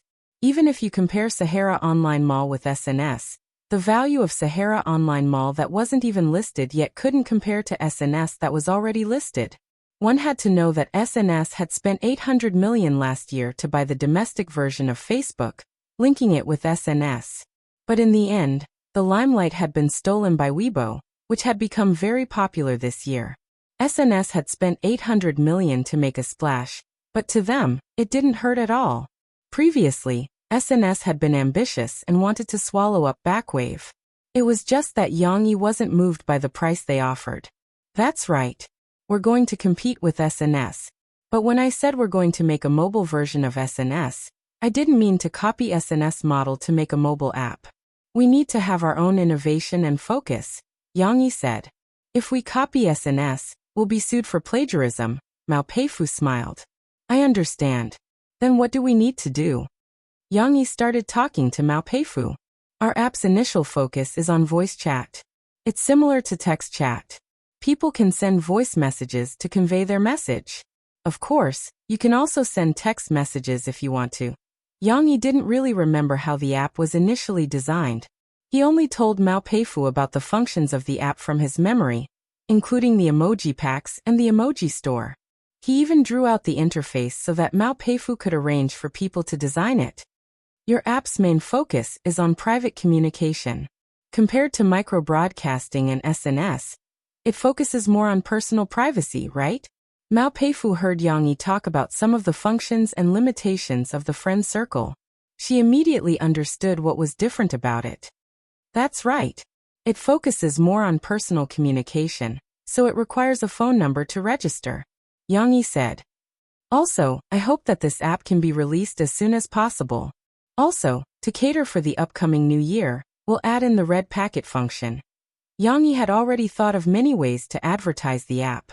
Not only did it include the red packet attack at the end of the year, the new red packet concept for the new year, and the advertisement for the Spring Festival Gala, he also planned to let the people at China Star Productions add a large amount of advertisements for the app in the second season of the Limit Challenge.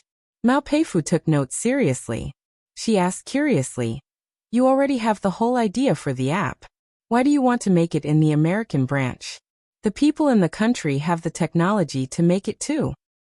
We need to avoid SNS, eyes and ears," Yang Yi said. Although Backwave Technology Company couldn't compare to SNS, SNS didn't dare to underestimate the micro-broadcasting company. After the failed merger, SNS increased their surveillance of Backwave Technology Company. Yang Yi didn't even know if anyone in the company had been bribed by SNS. But the classic tactic of corporate espionage definitely existed. Who knows, their R&D department might have accidentally hired a technician purposely sent by SNS. Yang Yi wanted to compete with SNS. This plan had to be carried out secretly. If SNS caught wind of this, they would have set up the mobile instant messaging app early on and made preparations to snipe them. In the future, with Backwave's strength and experience in the instant messaging industry, it would be difficult for them to grab too much market share under their watch. So this project had to be carried out overseas. I understand. Mao Peifu nodded. Once this project is done, you'll be in charge of it when you return. Yang Yi gave Mao Peifu an important task. This is what you're looking forward to, a direct confrontation with SNS. Mao Peifu's fighting spirit was ignited. She looked at Yang Yi excitedly. "Boss, what's the name of our project?" "Weibo. WeChat. Or Weibo." Mao Peifu was just guessing based on the naming pattern of micro-broadcasting. Yang Yi didn't think that she would get it right. "Let's call it WeChat. It's in the same vein as micro-broadcasting." Yang Yi laughed. "The English name will be WeChat. Don't forget, we'll take over the overseas market as well."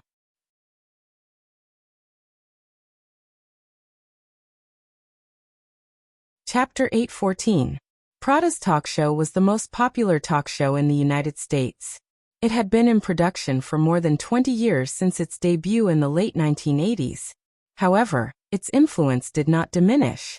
It was like aged wine, getting better and better with each passing day. Until now, its viewership ratings were still the highest among all talk shows. However, to be honest, it was not difficult to get on such a popular show. That was because it was a daily talk show. Although it was not necessarily recorded every day, it was indeed broadcast every day. The format of the show was flexible and varied. It could invite experts to discuss social hot issues, or invite celebrities or ordinary people who had received attention for an interview to talk about their lives, work, and even their unconstrained ideas. A daily show meant that Ms. Prada had to invite a large number of guests to participate in her talk show.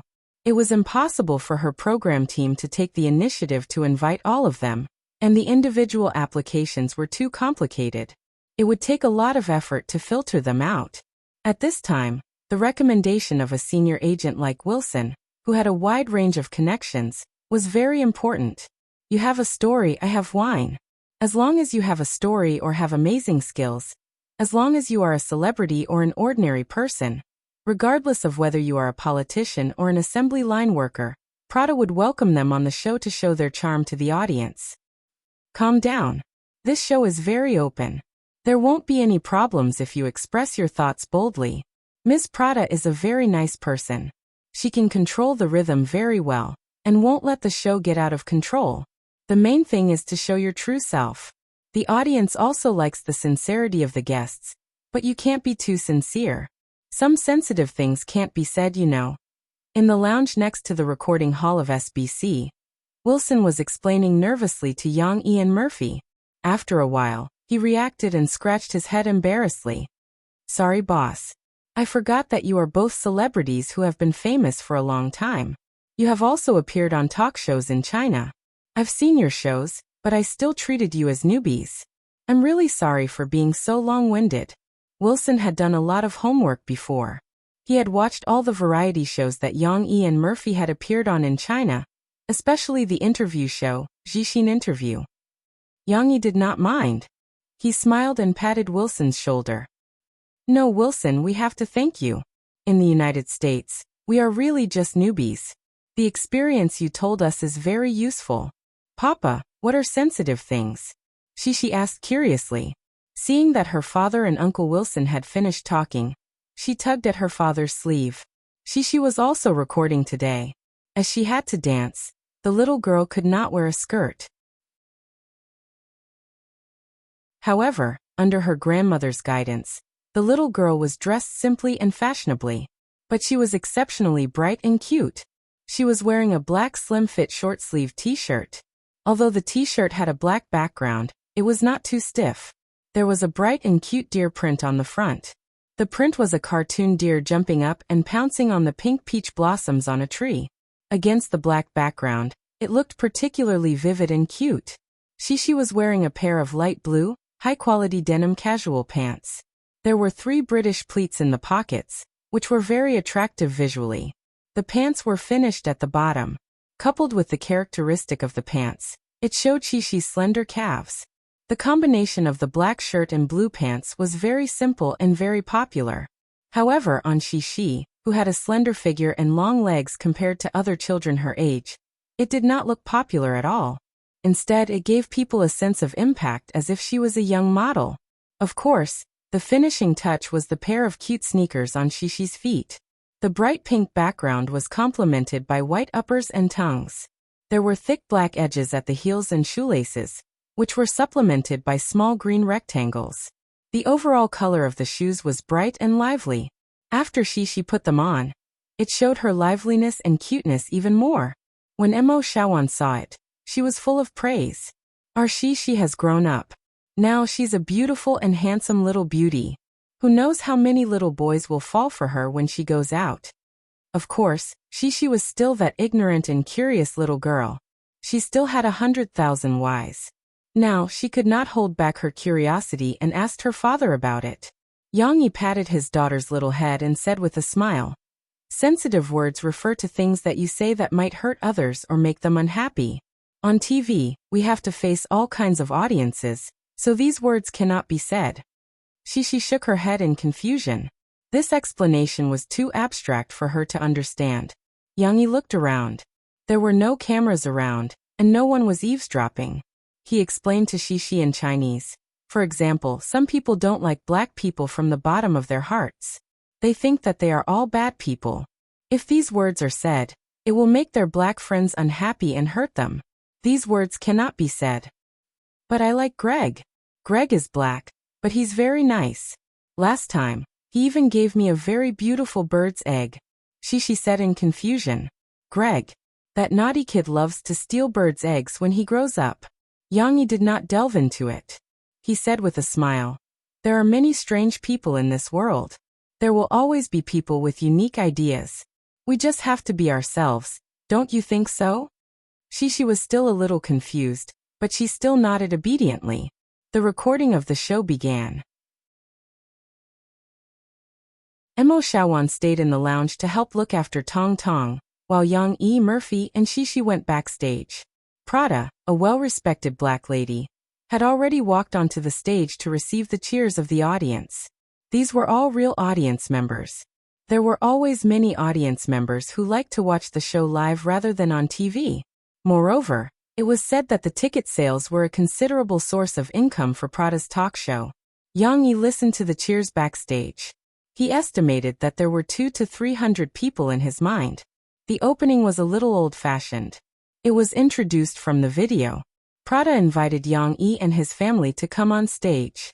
This was a big surprise for the audience who did not know anything. Although they did not know Yang Yi and his family, many of them had heard of this song and liked it. The loud cheers made Xixi a little nervous. When her father held her hand to go on stage, the little girl snuggled close to him. However, she still could not suppress her curiosity. She secretly poked her little head out to look at the audience. There are so many people. The little girl thought to herself. There are more people than when we perform. However, Mom's concert has more people. What a cute girl. After taking her seat on the stage, Prada looked at Xixi, who was sitting between her parents, with a smile. She didn't know if she felt that Xixi was too nervous and deliberately enlightened her, or if there was some other reason, but Prada greeted Xixi first.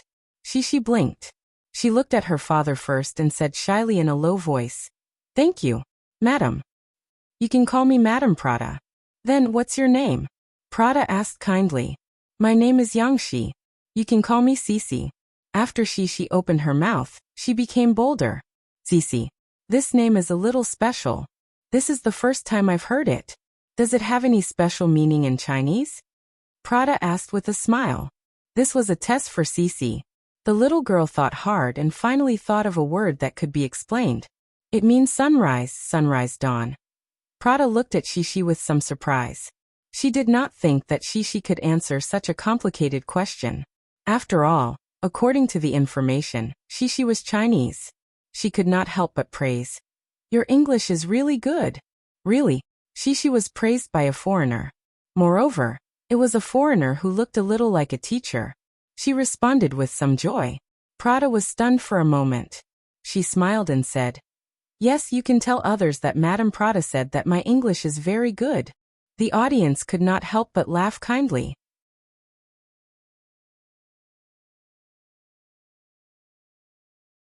Chapter 8:15.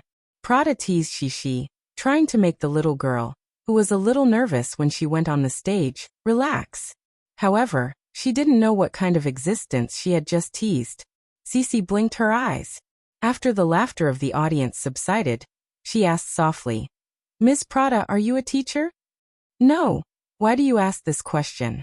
Prada was about to shift the topic back to Yang Yi, the protagonist, but Xixi's question forced her to respond. Because I think you're super nice, just like my teacher, Xixi said. Prada turned her head and looked at the audience and the camera, not knowing whether to laugh or cry. Then, she looked back at Xixi and said seriously, I'm really honored to be praised by you. I think your teacher must be a great person because you learned English from her. Hee, she's a great person. I'm talking about her because my teacher is a lady. My 3 teachers are all ladies, Xixi said with a smile. Well, I think you should use them, but it's okay. Prada was about to change the topic. However, Xixi still wanted to continue and said, But I didn't learn all my English from the teachers. I also learned it from my papa, my friend Lu Weisha, and many others.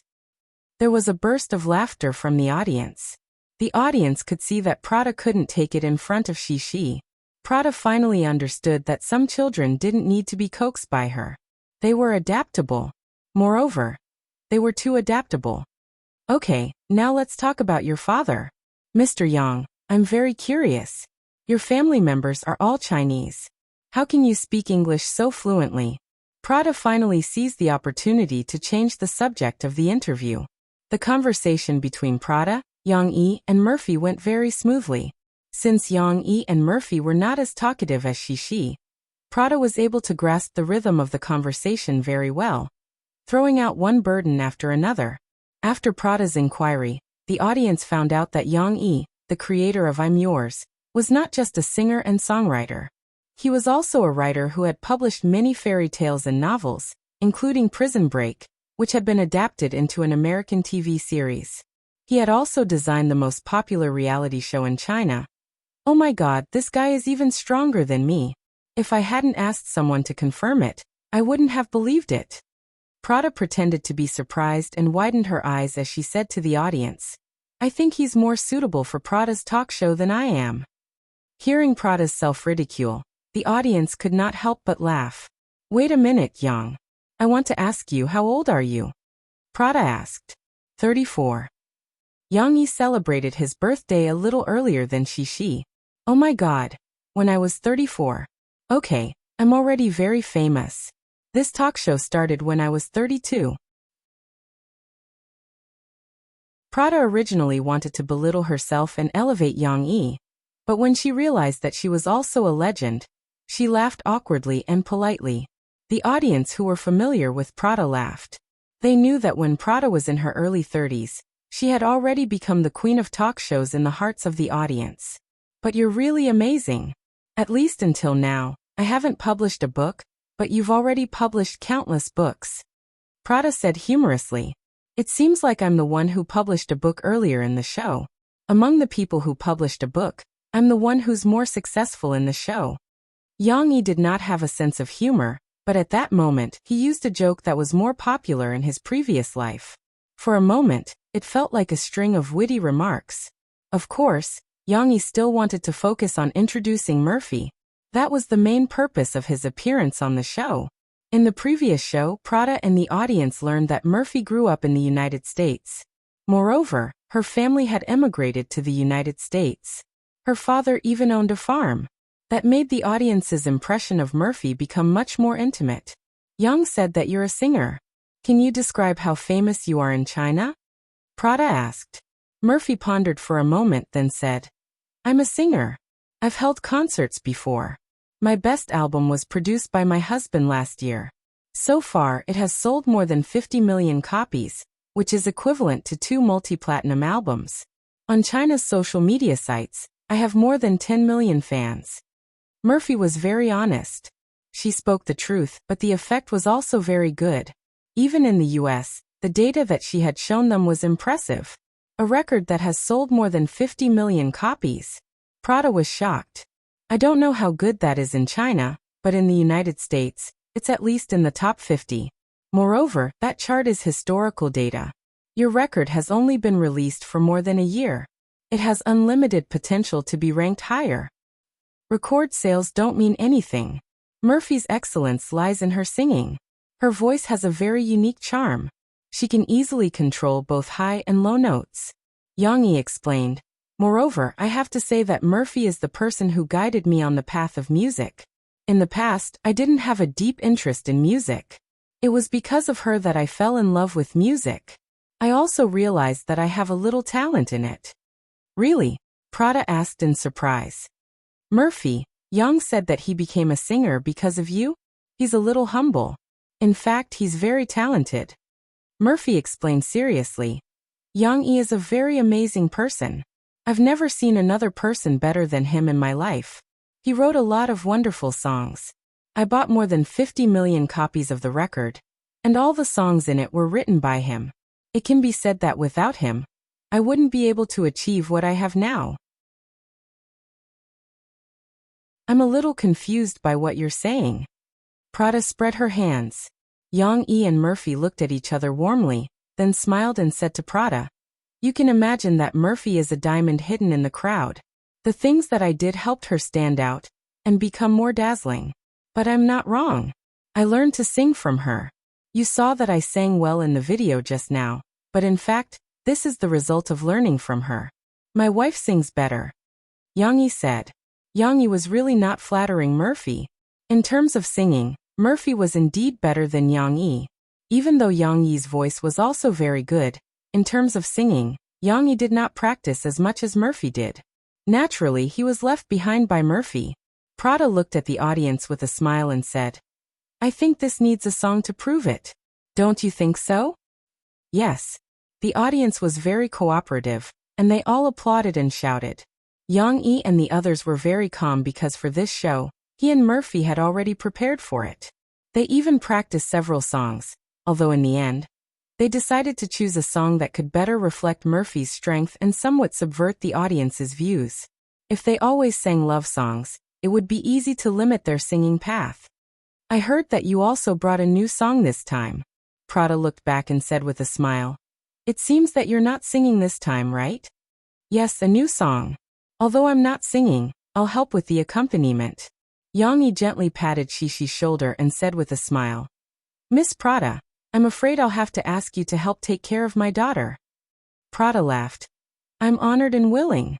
To be honest, although Xixi was a little talkative, Prada still felt that the conversation with Xixi was more interesting in this talk show.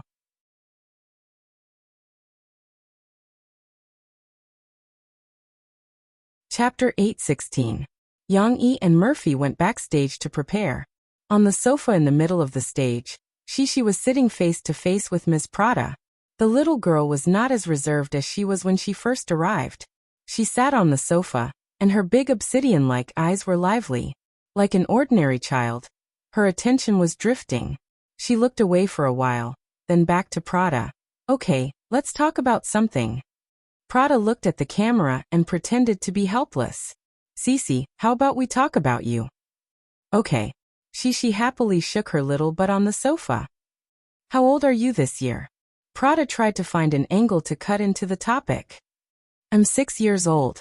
It was not Xixi's style to answer the question so simply. She paused and said, I was only 5 years old, but I became 6 years old after my birthday last month. Your birthday?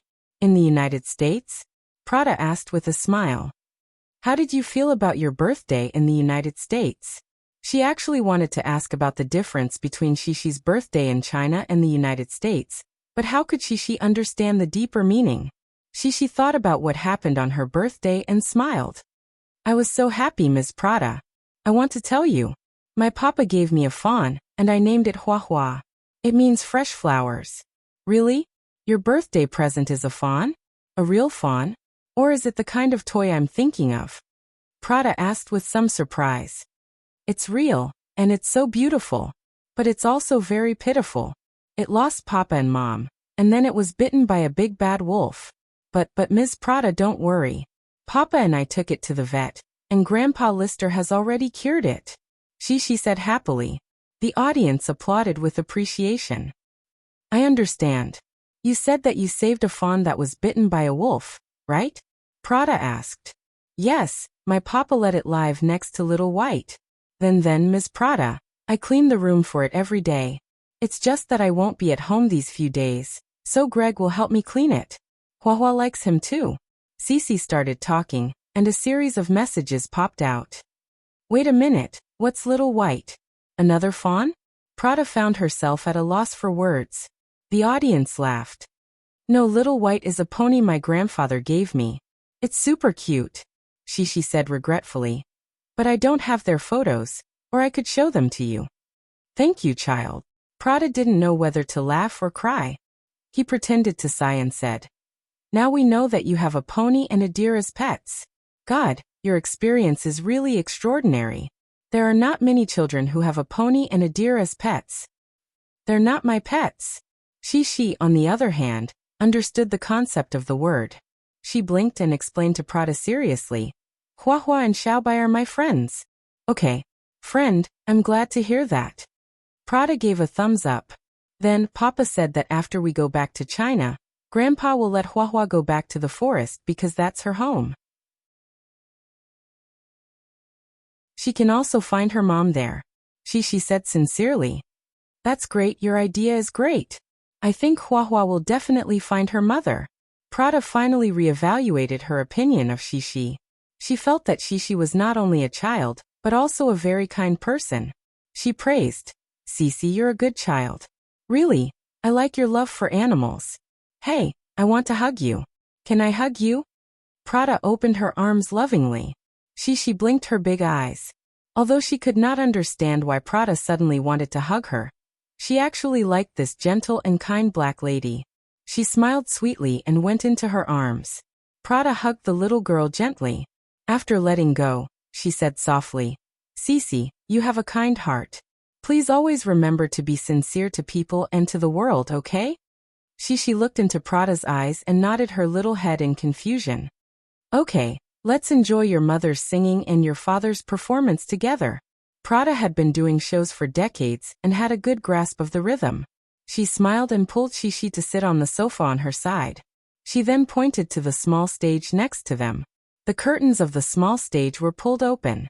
Yongyi sat in front of a piano, while Murphy lowered her head slightly and held the microphone and the piano with both hands. Before the curtains were completely pulled open, neither of them moved. It was as if they were frozen in time. There was already some applause from the audience. When an expert made a move, it was obvious whether he was good or not. Although Murphy had not sung live for a long time, when she stood on the stage, even if her head was lowered, she gave off a deep aura that controlled the whole scene. The audience could not help but look forward to it. In contrast, Yongyi was much more low-key. He seemed to be hiding behind the scenes, giving all the light to Murphy. Murphy would not let him down. When the curtains were completely pulled open, Yongyi raised his hand and started to play. The prelude was only a few seconds, and it was a single note that could firmly affect people's hearts. It was like a melodious bell, knocking on people's eardrums. Then Murphy raised her head. Her eyes were calm. She opened her mouth and sang, "Shine like a diamond." Mo-Fei's soulful and ethereal singing immediately made everyone's attention. The camera switched to Prada, who was on the other side of the sofa, and her face was full of surprise. This was not an act. It was Prada's first time hearing Murphy sing. However, she had been in the entertainment industry for so many years. She could completely judge that Murphy's voice was very recognizable, and that this song contained a myriad of changes, so she could not help but show a surprised expression. This was just the beginning. Found _light _ in _ the _beautiful _C. I _kiss _ to _be _happy. You _ and _ I. You _ and _ I. Or like _diamonds _ in _ the _sky. As if I'd found a lighthouse in the middle of the sea. I choose to live a happy life. Just you and me. We're like diamonds in the sky. It was completely different from the first two lines. Although Yongyi was still accompanied by a single note, Murphy's voice was like a gentle breeze in the early morning. It was as if she was soaring on the clouds in the boundless sky. The light and powerful voice was full of rhythm, and people could not help but be intoxicated. Just like the unconstrained imagery and artistic conception given by the lyrics, people's thoughts seemed to be brought to the sky by Murphy's voice. At that moment, the enthusiasm of the audience was ignited. Although they did not make a sound to affect Murphy's singing, everyone stared at the inconspicuous Chinese on the stage. All their attention was attracted by her peerless voice. Where did this person come from? Perhaps it was because they were ignorant of other countries, or perhaps it was because they subconsciously looked down on Asians. When Prada mentioned the sales of Murphy's records, they did not think much of it. But now, they seemed to have forgotten their previous prejudice and previous memories. There was only one thought in their minds. Where did Prada find this person? She was singing like a superstar. As the lyrics said, shining like a diamond. The usually inconspicuous, Murphy was like a diamond standing on the stage. No one could ignore her brilliance. Not to mention the audience. Even Prada herself was stunned by Murphy's series of effortless high notes. Especially in the last part of the song. I saw the life inside your eyes, and the first few verses. Mo-Fei sang the high notes here very well. The audience could not tell the difference because Murphy sang very freely, and did not seem to use any effort at all. Maybe they just thought that the high notes here were very nice, and Mo-Fei singing also had a little natural flirtation. which made people feel intoxicated listening to it. But Prada knew music. She knew that if it were an ordinary singer here, they would probably not be able to hang on, let alone sing so many high notes. Murphy was able to control them so freely. It was as if she was the high notes themselves. Even that lingering aura was definitely not something an ordinary singer could compare to. No wonder Yang Yi said that his wife's singing was much better than his. Prada finally understood that Murphy's singing was at the level of a monster.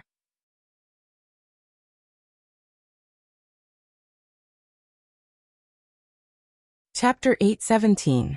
After the song Diamonds was sung, the 200 to 300 audience members who were impressed by Murphy's singing started applauding. Even Prada could not help but stand up and applaud Murphy. She knew better than the audience how capable Murphy was. She also stood up happily when she saw that. She stood beside Prada and clapped her little hands excitedly. She could understand the meaning of everyone's applause, so the little girl was also proud of her mother. In contrast, Murphy's reaction was calmer. She had received countless praises like that. It was only because she had been away from the stage for too long. Apart from the small test of Jixin interview, Murphy had not enjoyed a real stage for more than a year. Now that she had sung a song, it was considered satisfying. When Murphy and Yang Yi walked down the stage hand in hand, the corners of her mouth were still filled with a joyful smile.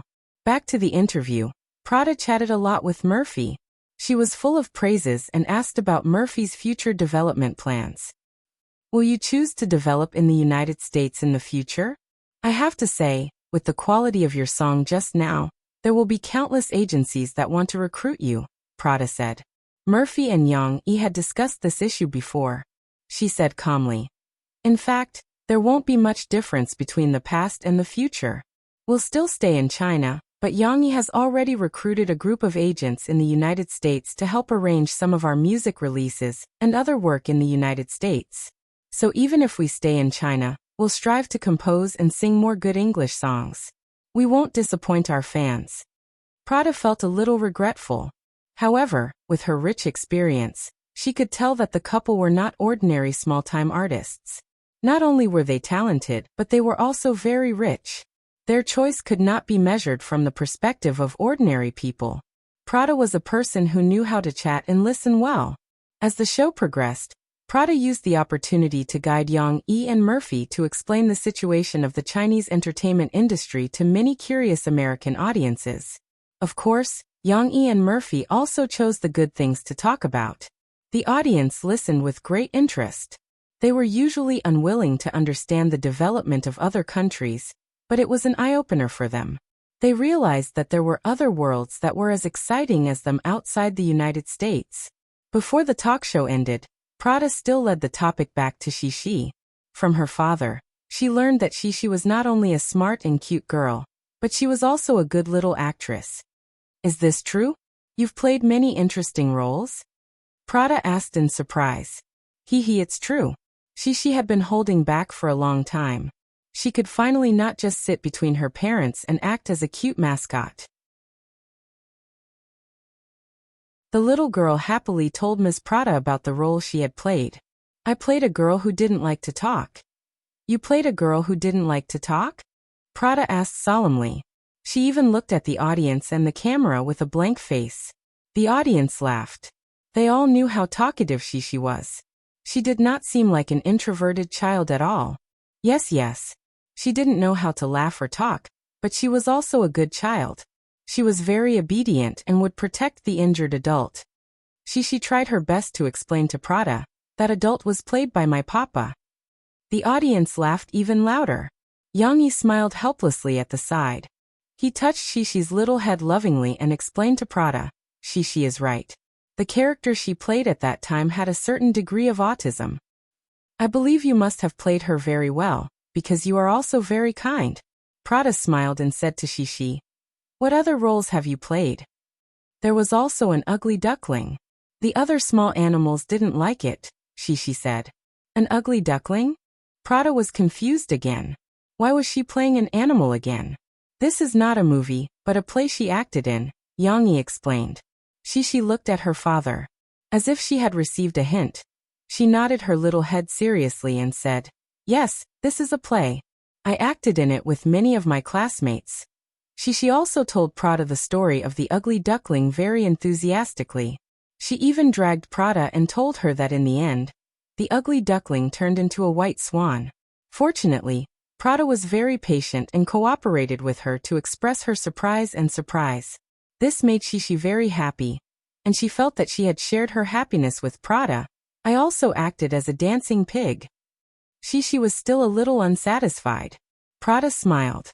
She found an opportunity and said to Shishi, I heard from your parents that you are also a good dancer. And you came today to teach me how to dance, right? Shishi was a little embarrassed at this time. She twisted her little body, hugged her father's hand and nodded shyly. Before she came, her parents told her that she was going to show a dance that she had learned in her mother's dance studio. Shishi, who had a strong desire to perform, agreed readily. However, now that there were so many people in the audience, the little girl was a little nervous. Talking was one thing, dancing was another. After all, Shishi was a child. Dancing in front of so many strangers, Shishi would still be nervous. Just like when she acted as the ugly duckling and the pig. Are you shy? This is a little surprising to me. But don't be shy. Auntie Prada will dance with you. You see, my dance is so bad. Everyone will give me a warm round of applause. Prada stood up with a smile and did a dance that was not like her. Prada, who was in her 50s, was naturally out of shape, but she did not care about her comical appearance at all.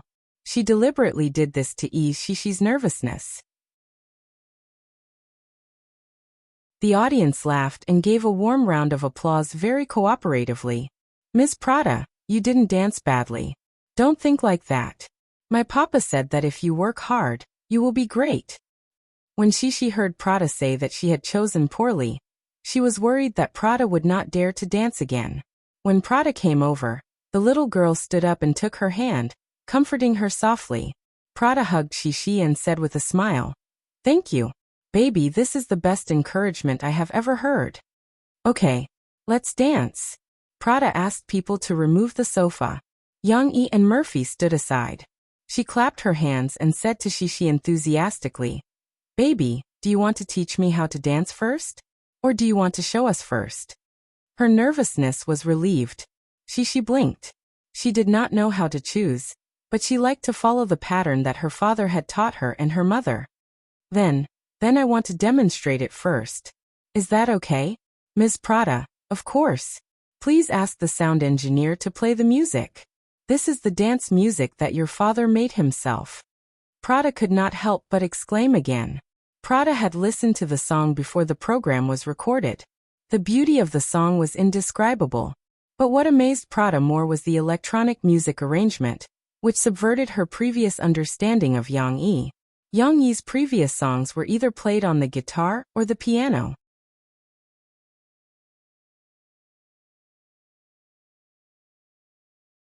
Chapter 8:18. Although Shishi's nervousness had been relieved a little, when her parents and Ms. Prada stepped aside and left her alone on the stage in front of 200 to 300 audience members, the little girl became nervous again. Papa. Shishi was nervous and thought of her father. She turned her head to look at her father, her small eyes looking a little helpless. In fact, her father was not far away, just a few meters below the stage. But the difference between the center of the spotlight and the outside of the spotlight increased the sense of distance. Come on. Yang-E gave Shishi a thumbs up to encourage her. At this time, Prada was still the experienced one. She borrowed a baseball cap from a little girl in the audience, adjusted the elastic, and handed it to Shishi. She smiled and said to Shishi, This is a very useful experience. Your hair is longer, so when you wear the cap and dance, it won't be scattered easily. Also, let me see. Oh, what a cool little girl. Shishi smiled shyly at her, and the little girl's mood improved again after being praised. The music finally started. First, there was a rhythmic jazz drum sound, and then there was a very exotic ethnic drum sound mixed in. Then there was a new sound mixed in. However, although there were more and more instruments, the overall melody was not messy, and it maintained a lively rhythm, which made the audience feel like they were swaying with it. If there were people from Yang-Ye's previous world present, they would definitely be able to identify the source of this dance music from the prelude alone. Yes, it was the brainwashing dance song Seve, which sang Sabonin kills the black chicken. Today, Shishi was going to perform the shuffle dance with this accompaniment, which was popular all over the world in Yang Yi's previous world. The reason why this dance was so popular was that it was not too difficult, and it was light and lively. Yang Yi took it out in Murphy's dance studio, and it soon won the favor of Murphy and Shishi. Murphy danced the best, and she soon learned from Yang Yi, and surpassed him. Shishi was not bad either. The little girl liked this dance the most, and she was not tired of dancing every day. Although the little girl did not dance very well in the beginning, after playing for so long, she had become a skilled Seve shuffle dancer. Although Shishi was a little nervous at the beginning, when the music started, the little girl subconsciously put her feet away and got into the mood. Shishi's hands were in front of her body, and her head was slightly lowered. She was as cool as some girls who were dancing, and her body gently twisted with the rhythm of the music. But it was not big, but it was full of rhythm. Wow! Prada, who was standing at the side of the stage, could not help but exclaim at the camera. Of course, Shishi was still a little nervous. When the sound of the fourth instrument mixed in, which was the original version of Sabonin Kills the Black Chicken, the Swahili song appeared. Yang Yi's version did not include these songs. After all, this language was too obscure, and Yang Yi did not know how to play it. The rhythm became lighter and lighter, but the little girl forgot what to do next. Fortunately, her eyes were still looking down the stage. Murphy also noticed that Shishi was facing a problem, so she turned her left hand and right hand to give her some hints at the right time. Shishi's eyes lit up. She remembered. For the next dance, she could rely on her physical instincts, which she had practiced for so long, and she did not need her mother to remind her anymore. However, in the eyes of the audience, this dance was a little strange. Although it was very fresh, they felt that it lacked a little excitement. However, Shishi did not just rely on her arms to dance. Soon, the little girl matched it with a simple shuffle step, and at the same time, waved her arms like before. This dance looked much better. Prada watched from below the stage with a smile.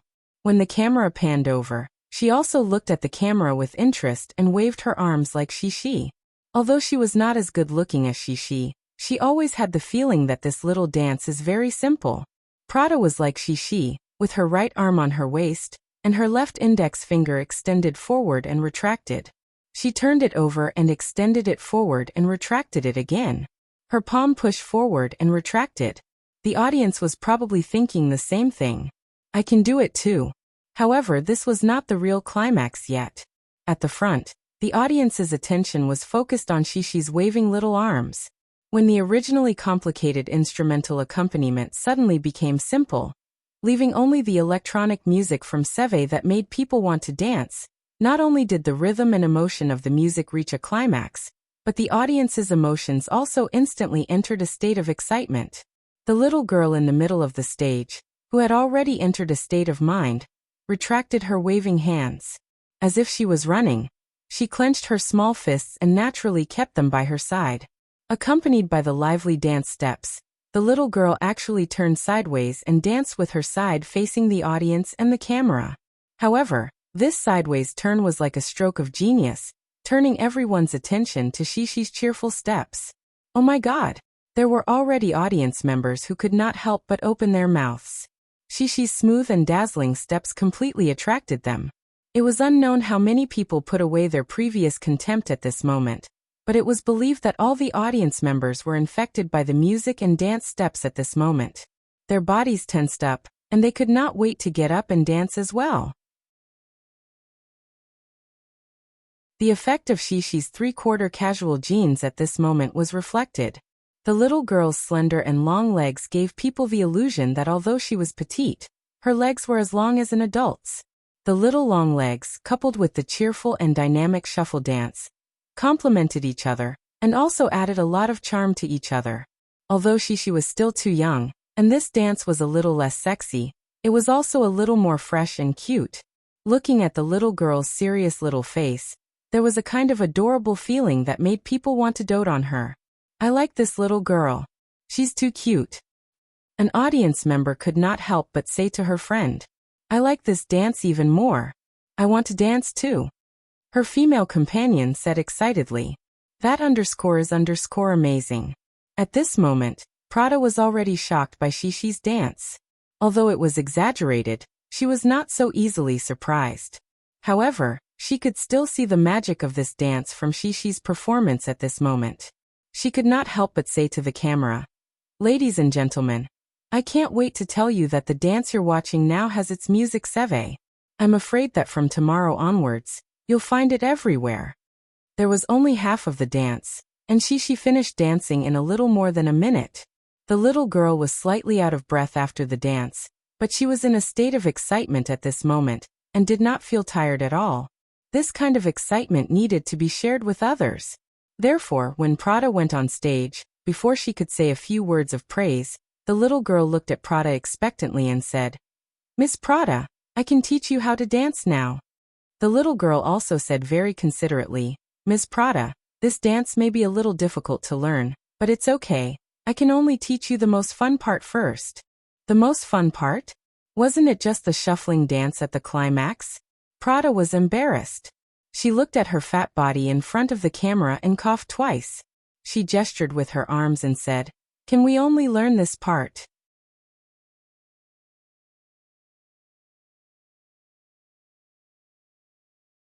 Chapter 819. After recording Prada's talk show, Yang Yi and the rest were counting down to their vacation in the United States. After all, Shishi was about to go to primary school. She had to sign up, pay report, etc. There were many chores that Yang Yi and Murphy had to prepare in advance for the little girl. However, at the end of August, before they returned to China, the episode of Prada's talk show that they recorded was quickly broadcast on TV. In a private house in California, Jermaine Lee, who had passed the excitement of receiving the prize money for undercover tracking, was packing up his fishing gear in the tool house. He was preparing to go fishing with his old friends over the weekend. Jermaine. Suddenly, his wife Linda, who was watching TV with the children in the living room, suddenly shouted, "What's wrong?" Jermaine thought that something had happened to his pregnant wife, so he rushed over. Linda smiled and pointed at the TV saying, "Jermaine, weren't they the ones who helped you and Hill last time?" The TV was playing Prada's talk show, and the guests sitting on the sofa. Linda did not recognize them at first. Foreigners had face blindness when it came to Asians, even though Linda had seen photos. However, when she heard their names, Linda reacted. Jermaine looked at the TV and said in surprise, "That's right, it's them. They're actually celebrities?" Jermaine couldn't help but sit down and watch it with his wife. When he saw Mo Fei singing and heard Mo Fei's emotional voice, Jermaine couldn't believe his ears. "It's so good," Linda exclaimed. Jermaine said emotionally, "When Yang told me that his wife was a professional singer, I did not believe it. I felt that if Yang was a professional singer, it would be easier to believe. However, as for his wife, I have never heard her sing before. But she's really good. Look at Prada's evaluation," Linda said. Someone from the production team of Undercover Tracking also watched the episode of Undercover Tracking. Coincidentally, that person was an assistant director of the production team. He also happened to have a deep impression of the amazing Chinese that Jermaine and the rest met. The next day, he hurriedly took the recording of the Prada talk show and ran to their TV station to find the executive director. "Tim, we're so lucky. We actually met a big star who didn't need to pay an appearance fee during the recording of the show. You have to give him more scenes in that episode, and also the part where he sings. You don't know how incredible this family's performance on the Prada show was." There was no need for these directors to guess. In the American entertainment newspapers that had already been published, many media outlets had reported on Yang Yi and his family. They were not those fancy gossip media outlets. There were many real experts among them. They could tell that Yang Yi's diamonds was extraordinary, and they could also tell that Murphy's performance of the song was wonderful. Therefore, the media scrambled to report on the singer, the song, and the man behind it.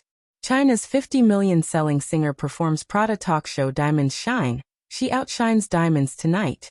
China's Helena, her song will conquer your ears. Helena was a popular American singer in this world. Her singing was also quite good. He's the creator of Prison Break, and also the creator and singer of I'm Yours. Today his new song was perfectly performed by his wife, a genius from China, writing books, scriptwriting, songwriting, singing. What doesn't he know? Although the focus was different, it had to be said that the overwhelming media coverage still attracted the attention of many curious Americans and interested musicians. Soon, the number of views for the new episode of Prada Talk Show that was officially uploaded to the video website skyrocketed. It quickly left the other videos behind. After all, Prada Talk Show was originally a daytime program. Most of the audience were housewives like Linda, who had little interest in the internet. Who knew that this episode would become different? It was more popular among young people who liked to surf the internet. They watched it on demand and also shared it on social media sites. The video clip of Murphy's singing was cut and received more attention. Wilson, who was ready, released the audio source of Yang E and Murphy's English song. Not only did the sales of Diamonds hit the top 50 of the Billboard chart in just a few days, but Yang E and Murphy's other songs, I'm Yours, Let It Go and so on, also received a lot of attention. The sales also squeezed into the top 100 after a week. This was especially true for I'm Yours. Originally, many young people had been searching for this song. Now it finally appeared on a convenient download channel. Although it lacked some promotion, this song's reputation was much higher than that of Diamonds. It was especially sought after by young people who liked romance. Therefore, its potential to climb up the charts in the future was very promising. But no one expected that when this episode of Prada Talk Show was released on the internet, the most popular part was not Yang E and Murphy's performance, but Shishi's last dance. Even the commentary clip of the enthusiastic young lady teaching Prada how to dance was clicked and played by many fans. Shishi's dance was really beautiful. The young lady suddenly became popular, even more popular than her parents. Even the video clip on the video website was crowned with the gimmick of the most dancing little girl in history. Of course, this was just a gimmick. Although Shishi's dance was beautiful, she was not a professional dancer after all. She had not danced since elementary school. Compared to those young dancers who were truly talented and had received professional training, she was far from it. However, this did not stop people from liking Shishi and the dance. The rhythm was brisk, the movements were simple, and the dance was lively. It could also show off a girl's perfect figure. Coupled with the brainwashing dance song Seve, how could such a dance not become popular? Even though it was still lacking, the sharp-eyed Mao Peifu seized the opportunity and started a Facebook campaign to record a video of her dancing to Seve. Yang Yi's account that posted the music was, of course, available for purchase and download. Hence, many people started practicing according to Shishi's video. Some people recorded videos that were not very good at dancing, but among them, there were also videos of hot beauties dancing very well. These videos also received a lot of views. They were the key to Seve's popularity. More and more people participated in this campaign. It was not only the beauties from the United States, but also from other countries. Even the girls from China participated. Of course, the men who liked to dance were not to be outdone. More and more people registered and used Facebook. People were keen to upload their videos to video websites and were more willing to share it with their friends on social media to gain their praise. In less than a month, Seve had become a global topic. People were obsessed with this brisk dance. Of course, the person who started it, Yang E, and the founder of the Seve Shuffle dance, Shishi, had also become the top internet celebrities known by the world. Of course, at that time, Shishi had already left the United States and had even started her elementary school career.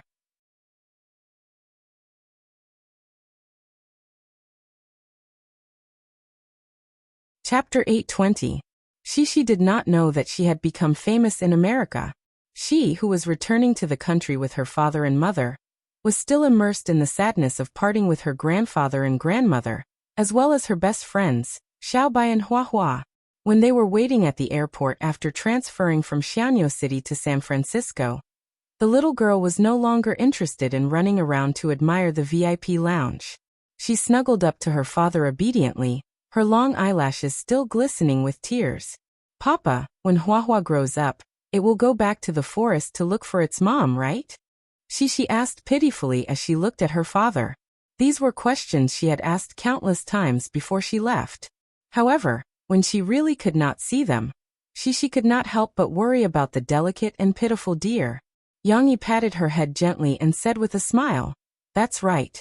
When Huahua grows up a little more, Grandpa will bring it to familiarize itself with life in the forest with Grandpa Lister and Grandpa Beria. Then it will go back to its mother. Then we won't be able to see Huahua when we come to Grandpa's house next year, right?" Although she was happy that Huahua could return to the forest, a strong sense of reluctance rose in her heart. Huahua is different from Xiaobai. It belongs to the forest. Although we won't be able to see Huahua in the future, we know that it's doing well. Isn't that enough? Yang Yi replied patiently. He would never be able to give Cici a satisfactory answer to these questions. The only thing Yang Yi could do was accompany his daughter to walk out of this sad mood. Time would always heal everything. When Yang Yi and his family were about to board the plane to return to the country, the first episode of China's Voice, which had been prepared for months, was finally broadcast on the capital television station. Meng Fanxing did not go back on his words. China's Voice was scheduled to be broadcasted at 8 p.m. on Friday during the prime time slot. The overwhelming publicity that Meng Fanxing had previously arranged was effective as well. Many people who were enjoying the upcoming weekend were already waiting in front of their televisions in anticipation. Song Ji, the die-hard fan who had previously taught many people how to surmount obstacles to watch Yang Yi's videos on overseas video websites, was also a music fan. With such a grand music variety show like China's Voice being broadcasted, she naturally would not miss it. It was only 7:50 a.m. when Song Ji rushed out of her room and shouted, "Mom, change the channel quickly. I want to watch Chun Yijia on Beijing TV." "What are you looking at, Chun Yijia?" "I'm watching a TV show," Mama Song said angrily. On the side, Papa Song raised his eyelids. He didn't want to get involved in the women's war over the remote control. In the end, Song Ji managed to snatch the remote control. Taking advantage of the commercial break, she switched to Beijing television station and said with a smile, "Mom, why don't you watch it first? Who knows, you might like it too." "You hurry up and go to school. School is about to start and you're still at home," Mama Song grumbled. Coincidentally, after a short commercial break, China's Voice started broadcasting. The program flow was similar to Yang Yi's previous life. The opening was a logo animation of China's Voice holding a microphone and raising 2 fingers. Following that, 4 red chairs lit up. The 4 coaches appeared one after another and gave a simple explanation of the format of China's Voice. As a good singer, the most fundamental thing is your voice. Mama Song looked at the person who spoke and couldn't help but exclaim, isn't this that so and so?" Papa Song was also interested, Lin Qitian. He was very popular in the 80s and 90s when he sang. "But I haven't seen him for a long time. Why is he on this show?" Song Ji said proudly, "Because the program team invited him to be a coach. He's the same as Chun Yijie and the other 2. They're all very experienced musicians." Lin Qitian is also a professor at the Central Academy of Music. TSK, this show has invited all capable people, Papa Song said with interest. "Why are their chairs facing away from the others?" Mama Song couldn't help but feel strange when she saw the TV cut to the scene of the coaches sitting down and turning their chairs around. This is because when they choose the contestants, they will only listen to the contestants' voices and choose the contestants based on the quality of their voices. This is called a blind selection. Songji explained excitedly. She had been paying attention to relevant news and had seen the leaked spy photos. "Mom, let me tell you. In the past, the news said that the show would cover the contestants with a cloth so that the coaches couldn't see their faces. Now the program team has slapped them in the face. Hee hee, I think this format is very interesting." It was indeed interesting. Mama Song's interest was piqued. She forgot that the commercial break was over and her TV series had already started broadcasting. Now, she was looking forward to the first contestant's appearance. Of course, China Star Productions didn't disappoint them. China's Voice didn't drag at all, and quickly cut to the main topic. The first contestant's appearance. So fast. Songji couldn't help but exclaim. There wasn't any foreshadowing at the beginning. Indeed, there wasn't. This World's China's Voice didn't even have a VCR to introduce the contestants at the beginning. The first contestant was a very short female contestant. Under the encouragement of the host backstage, she pushed open the door and walked out onto the brightly lit stage. She's so short, how can she be a singer? Mama Song said in a picky tone. Mom, it doesn't matter if you're tall or short, as long as you have a musical dream and a good voice, you can go on this stage. This stage is meant to give those who don't have the chance to show their talents elsewhere a chance to realize their dreams. Songji said. Of course, they were only expressing their opinions. Soon after, the short female contestant used her explosive voice to impress many of the audience members, including Mama Song, who didn't approve of her. This girl's lung capacity is amazing. Papa Song couldn't help but exclaim. Of course, the most exciting moment was when she sang at the top of her lungs. Lin Qitian took the initiative to press the button on the table and turned his chair around to face the contestant. The director even arranged for a close-up of the chair. On the chair that was turned around, the words, "I choose you," were lit up. Seeing this, the short girl who was singing on stage had an excited expression on her face.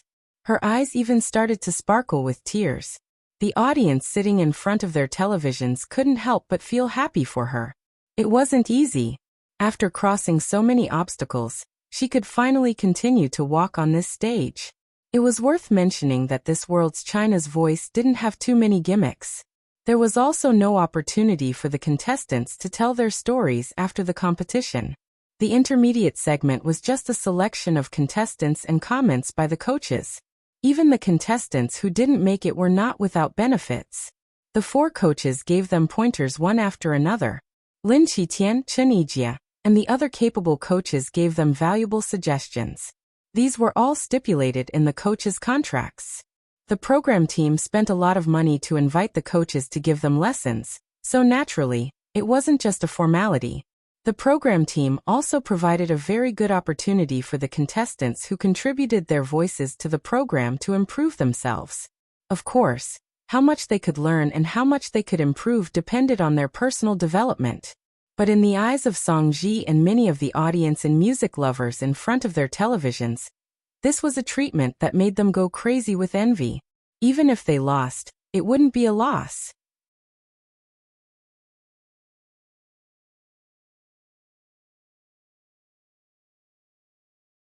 Chapter 821. Shishi did not change much after returning to China from America. She rested at home for a day to adjust to the jet lag. Then, she ran to Lan Xian's villa energetically to play with Lan Xian. She also shared the photos and stories she brought back from America with her. Tong Tong had changed a lot. He had lived abroad for 2 months. Not only did he learn how to call his parents, but he also learned how to sit and crawl on his own. He seemed to have forgotten the environment he lived in 2 months ago. After returning from his grandfather's huge house, Tong Tong was confused about the new environment. When Yang Yi was talking to Murphy, Murphy was overjoyed and told him, "You don't know." When he woke up, he looked around like a fool. He seemed to be asking, "Why did my house suddenly become smaller?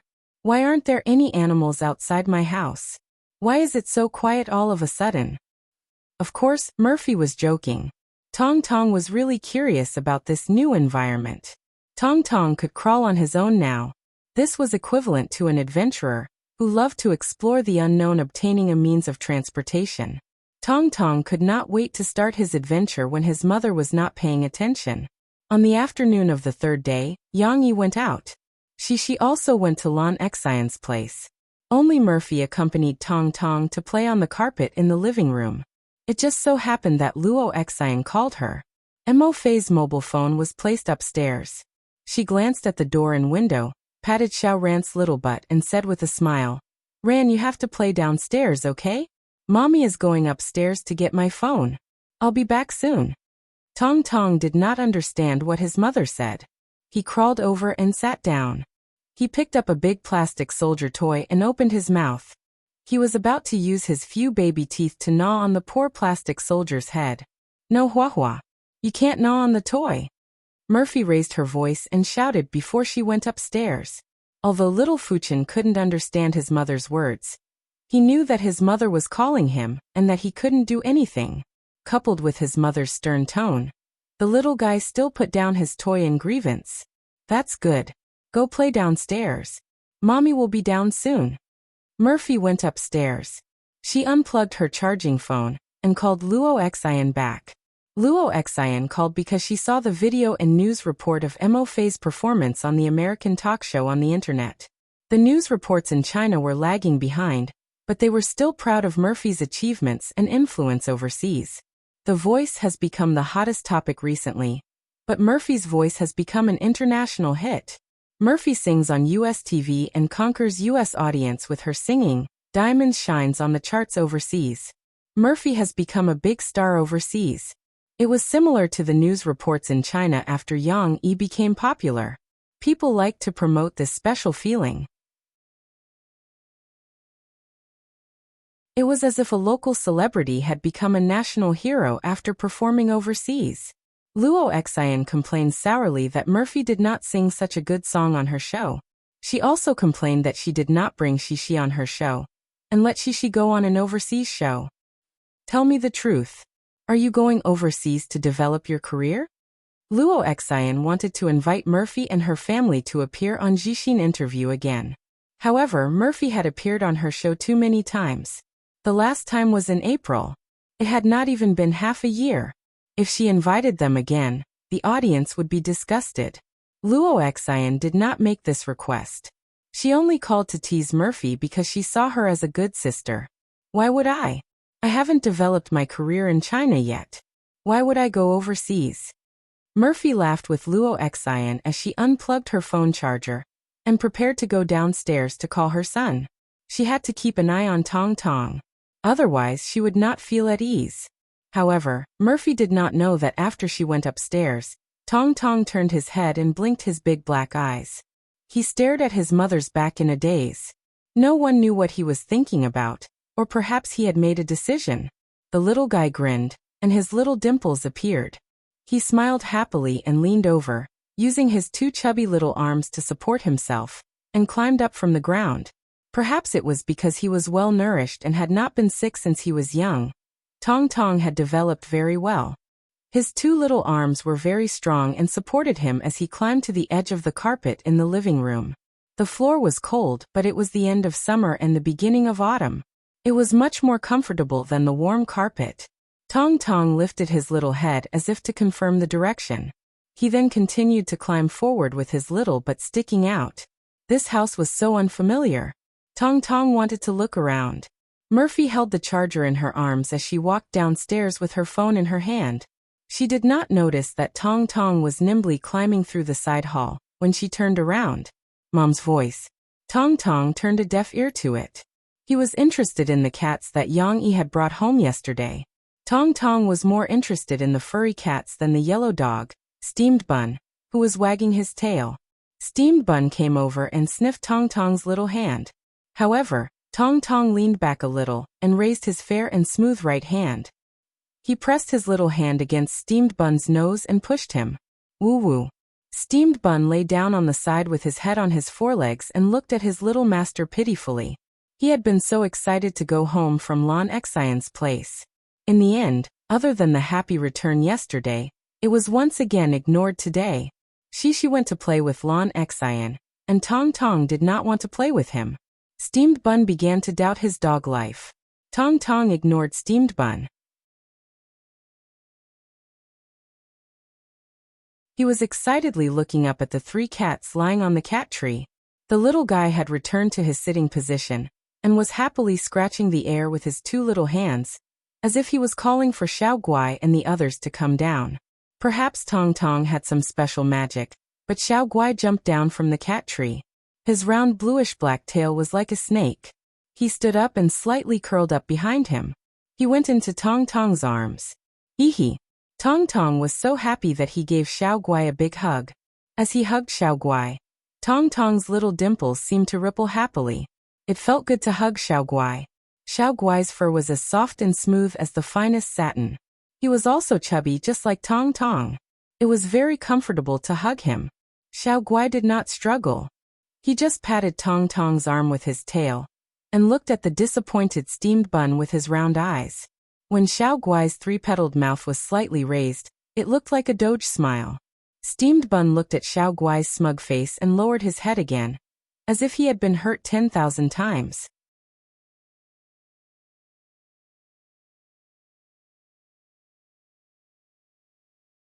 Chapter 822. Tong Guai did not notice. Tong Tong, who was hugging him, grinned for a while before he fixed his big eyes on Tong Guai's nimble tail. Tong Guai's head moved along with his tail, and saliva gathered in his slightly opened mouth. His growing gums were itching again. Just as Tong Tong reached out to grab Tong Guai's tail, Tong Guai's mother's anxious voice came from the living room. "Mommy, mommy, where did you go?" Fortunately, Tong Tong was distracted by Tong Guai and did not crawl far away. Murphy, who had hurried over, quickly found her son, who was about to bite Tong Guai's tail, in the side hall. Xiao Guai was still oblivious. Although its tail was a little uncomfortable being grabbed by little Siamese, it was very tolerant of little Siamese today. Its pancake-like cat face moved from the aggrieved bun to the big master. Murphy, who was still in shock, picked up Tong Tong from the ground. Tong Tong, who had no strength to resist, had no choice but to let go of Tong Guai. Murphy kissed Tong Tong's cheek and scolded him.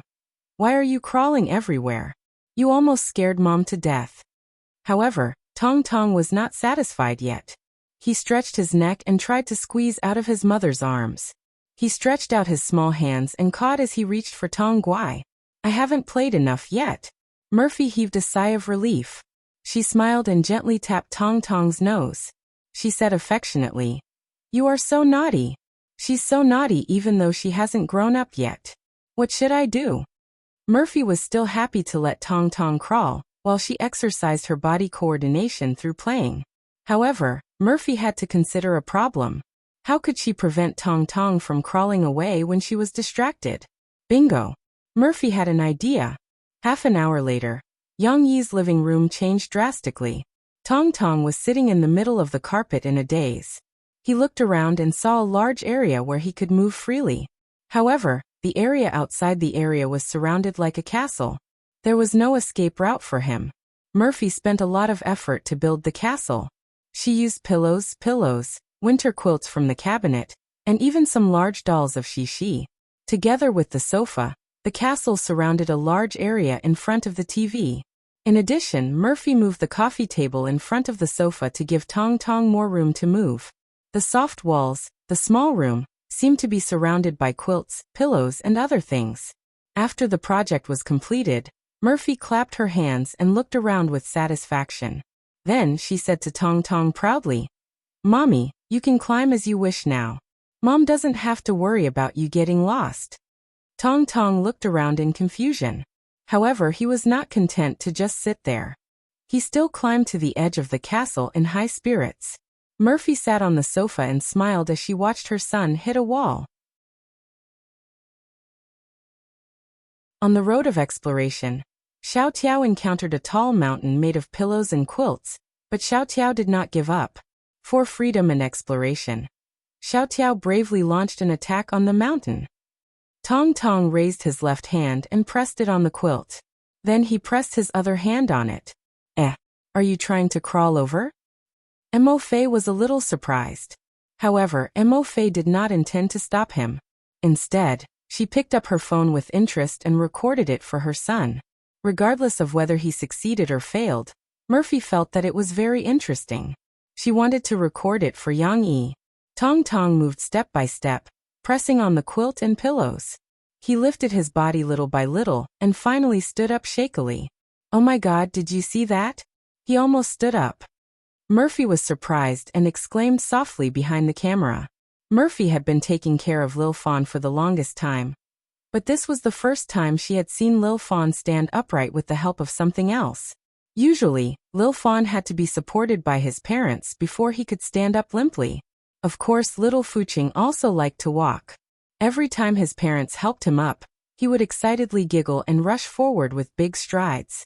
Even though he was still too young, and the 9-month-old little Momo's legs were still soft, and he didn't have the strength to support himself, he still had the courage to move forward. Murphy did not expect to see Tong Tong's amazing growth today. He was supporting himself on other things to stand up. Tong Tong did not know that he had made great progress in human history. He was still trying his best to deal with the mountain in front of him. Even if he stood up, he would not be able to go over. What should he do? The little boy was very tenacious. He stood there and pondered for a while. He seemed to be holding back his strength. Finally, Murphy saw him trying to lift one of his legs while hugging a pillow. He flipped over as if he was turning over. Of course, a miracle did not happen. Tong Tong's right leg went soft, and he sat down on the floor. He lost his balance and fell on his back. Mo Fei was very happy to see this, but little Momo was scared by what she did.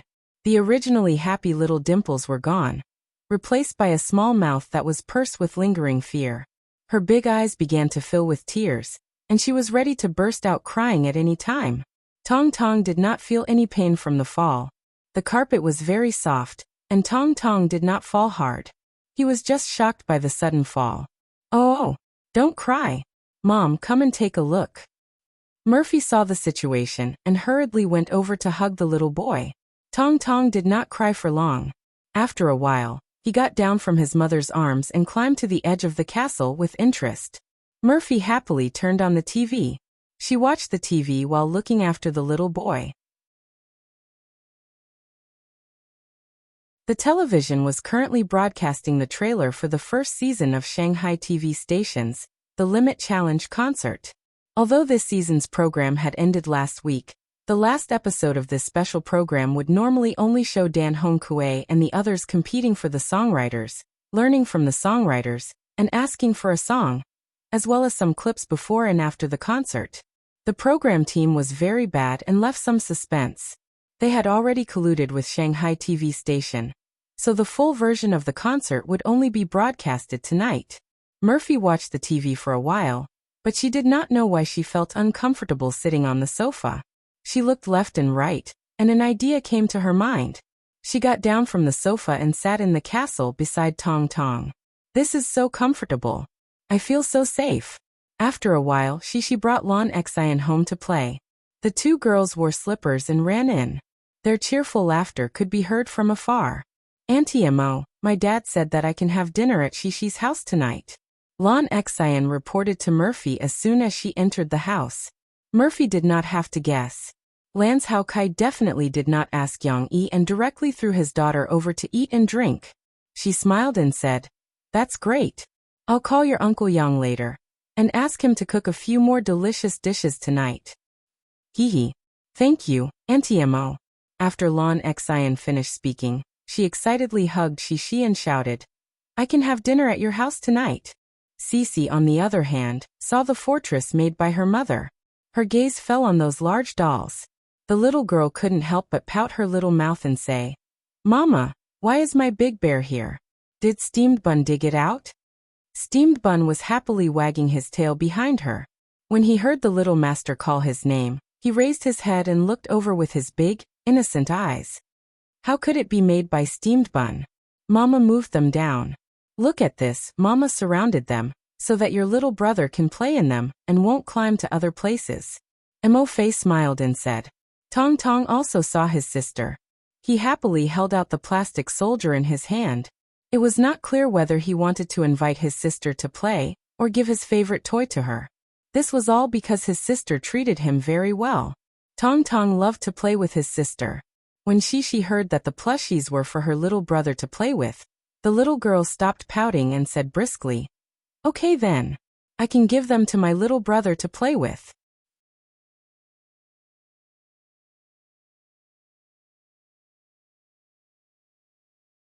Chapter 823. The full version of Extreme Selectivity's charity concert was broadcast at the end of the summer break. Although the most discussed variety show in daily life and on Weibo had shifted from Extreme Selectivity to China's The Voice, with people praising the new show's novelty and brilliance, and lamenting the quality of its live concert sound effects, there were still quite a number of die-hard fans who were looking forward to the full version of the concert broadcast.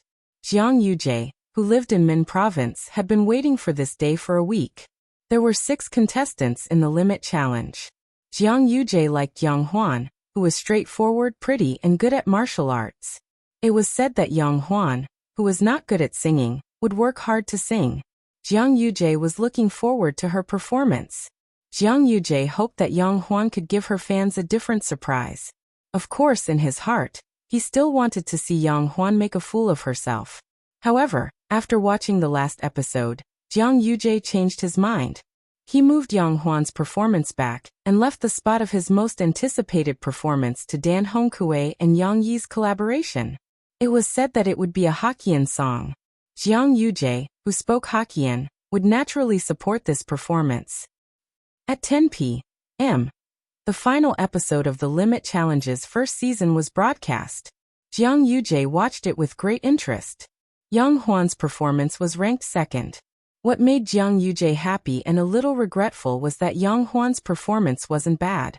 Although she couldn't sing well and didn't know how to play musical instruments, under the ingenious arrangement of her partner, Yang Huan sang the simpler parts. What Jiang Yujie didn't know was that Yang Huan had put in a lot of effort in June for these few lines of the song. Under Ji Ningming's guidance, she had practiced for a long time in the recording studio. Although Yang Huan's singing was average in the eyes of professional singers, her performance was enough to surprise the audience, such as Jiang Yujie.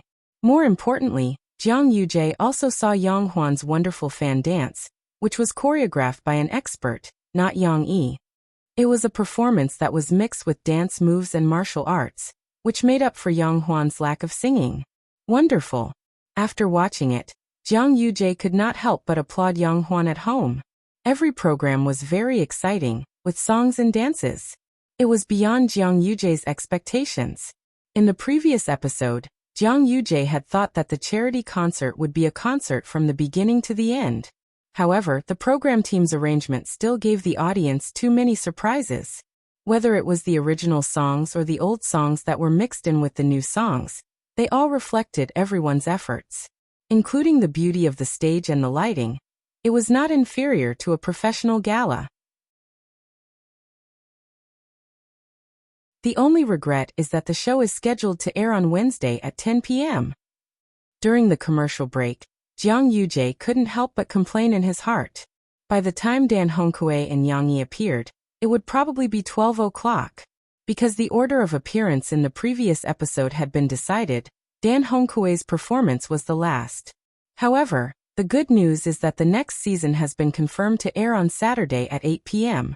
That's a great time slot. You can't miss it. Jiang Yujie's mood fluctuated between good and bad. It's just that we'll have to wait until next year for the next season. How annoying. Luckily, there's still China's Voice to watch. Yang Yi should do more variety shows. 2 aren't enough, the more the merrier. Time flew by quickly amidst the exciting performances and Jiang Yujie's wild thoughts. Gradually, the concert came to an end, and Dan Hongkue and Yang Yi finally appeared on stage. The beginning was like an opera, but also like the prelude to a lion dance. It made Jiang Yujie's dizzy head immediately sober. And then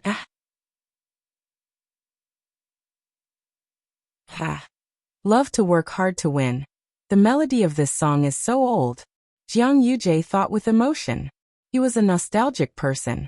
Since he was young, he had been influenced by the Nanyang melodies that were spread all over the streets. Now that he heard it again, he liked it even more. The TV cameras also cut to the guests who were accompanied by the selected members.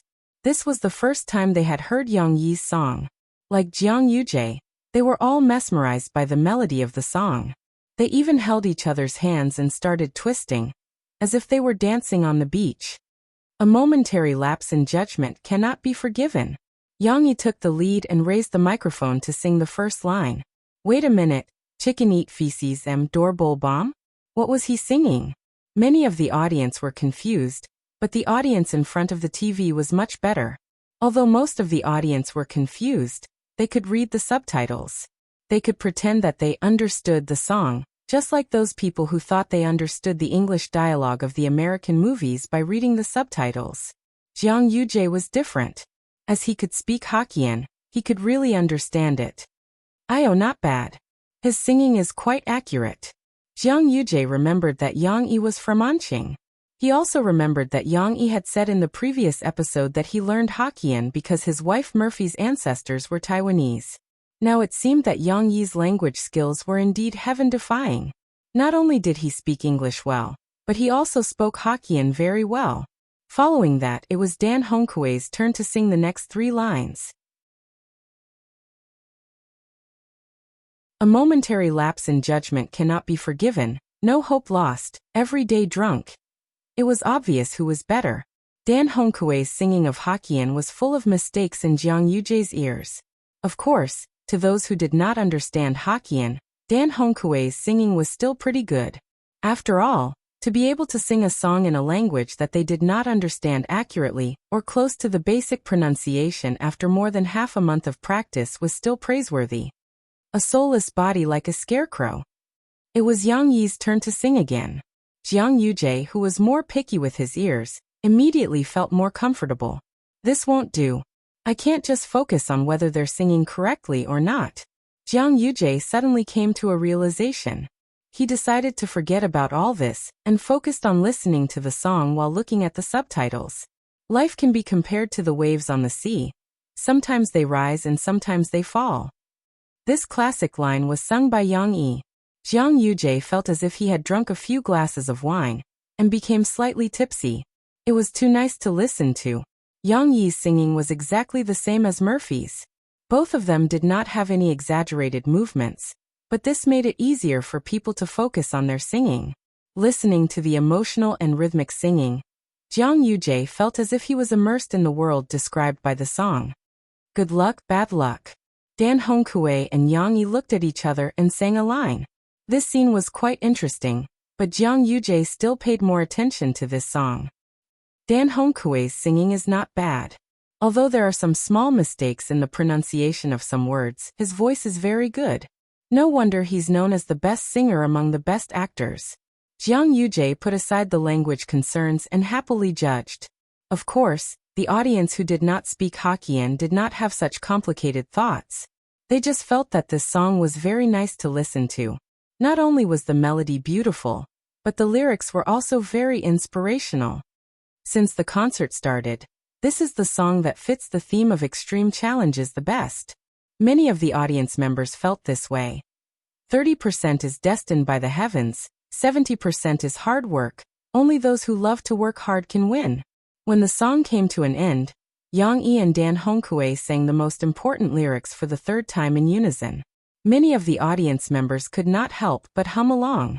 Yes, even if they did not understand Hokkien, this section was relatively simple and catchy. How could the infected audience not sing along?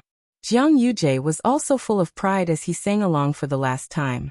Although the melody lingered and the ending was not over, he could not help but sigh in his heart. So our Hokkien language can also have such nice songs. There were many nice Hokkien songs, but the most popular one was, "Only those who love to work hard can win." Jiang Yuje also deeply liked this song. He decided to download this song online. He wanted Yang Yi's original version. Previously, Phoebe Studios' official micro-broadcasting had already sent out a message saying that the source of this song would be released after the program was broadcast. I want to learn this song. When the time comes for the school's singing competition, I want to sing this song in the competition. Jiang Yuje thought happily. You're tuning in to the Earbook Haven YouTube channel. Don't forget to subscribe and join us on this journey to catch the most captivating stories.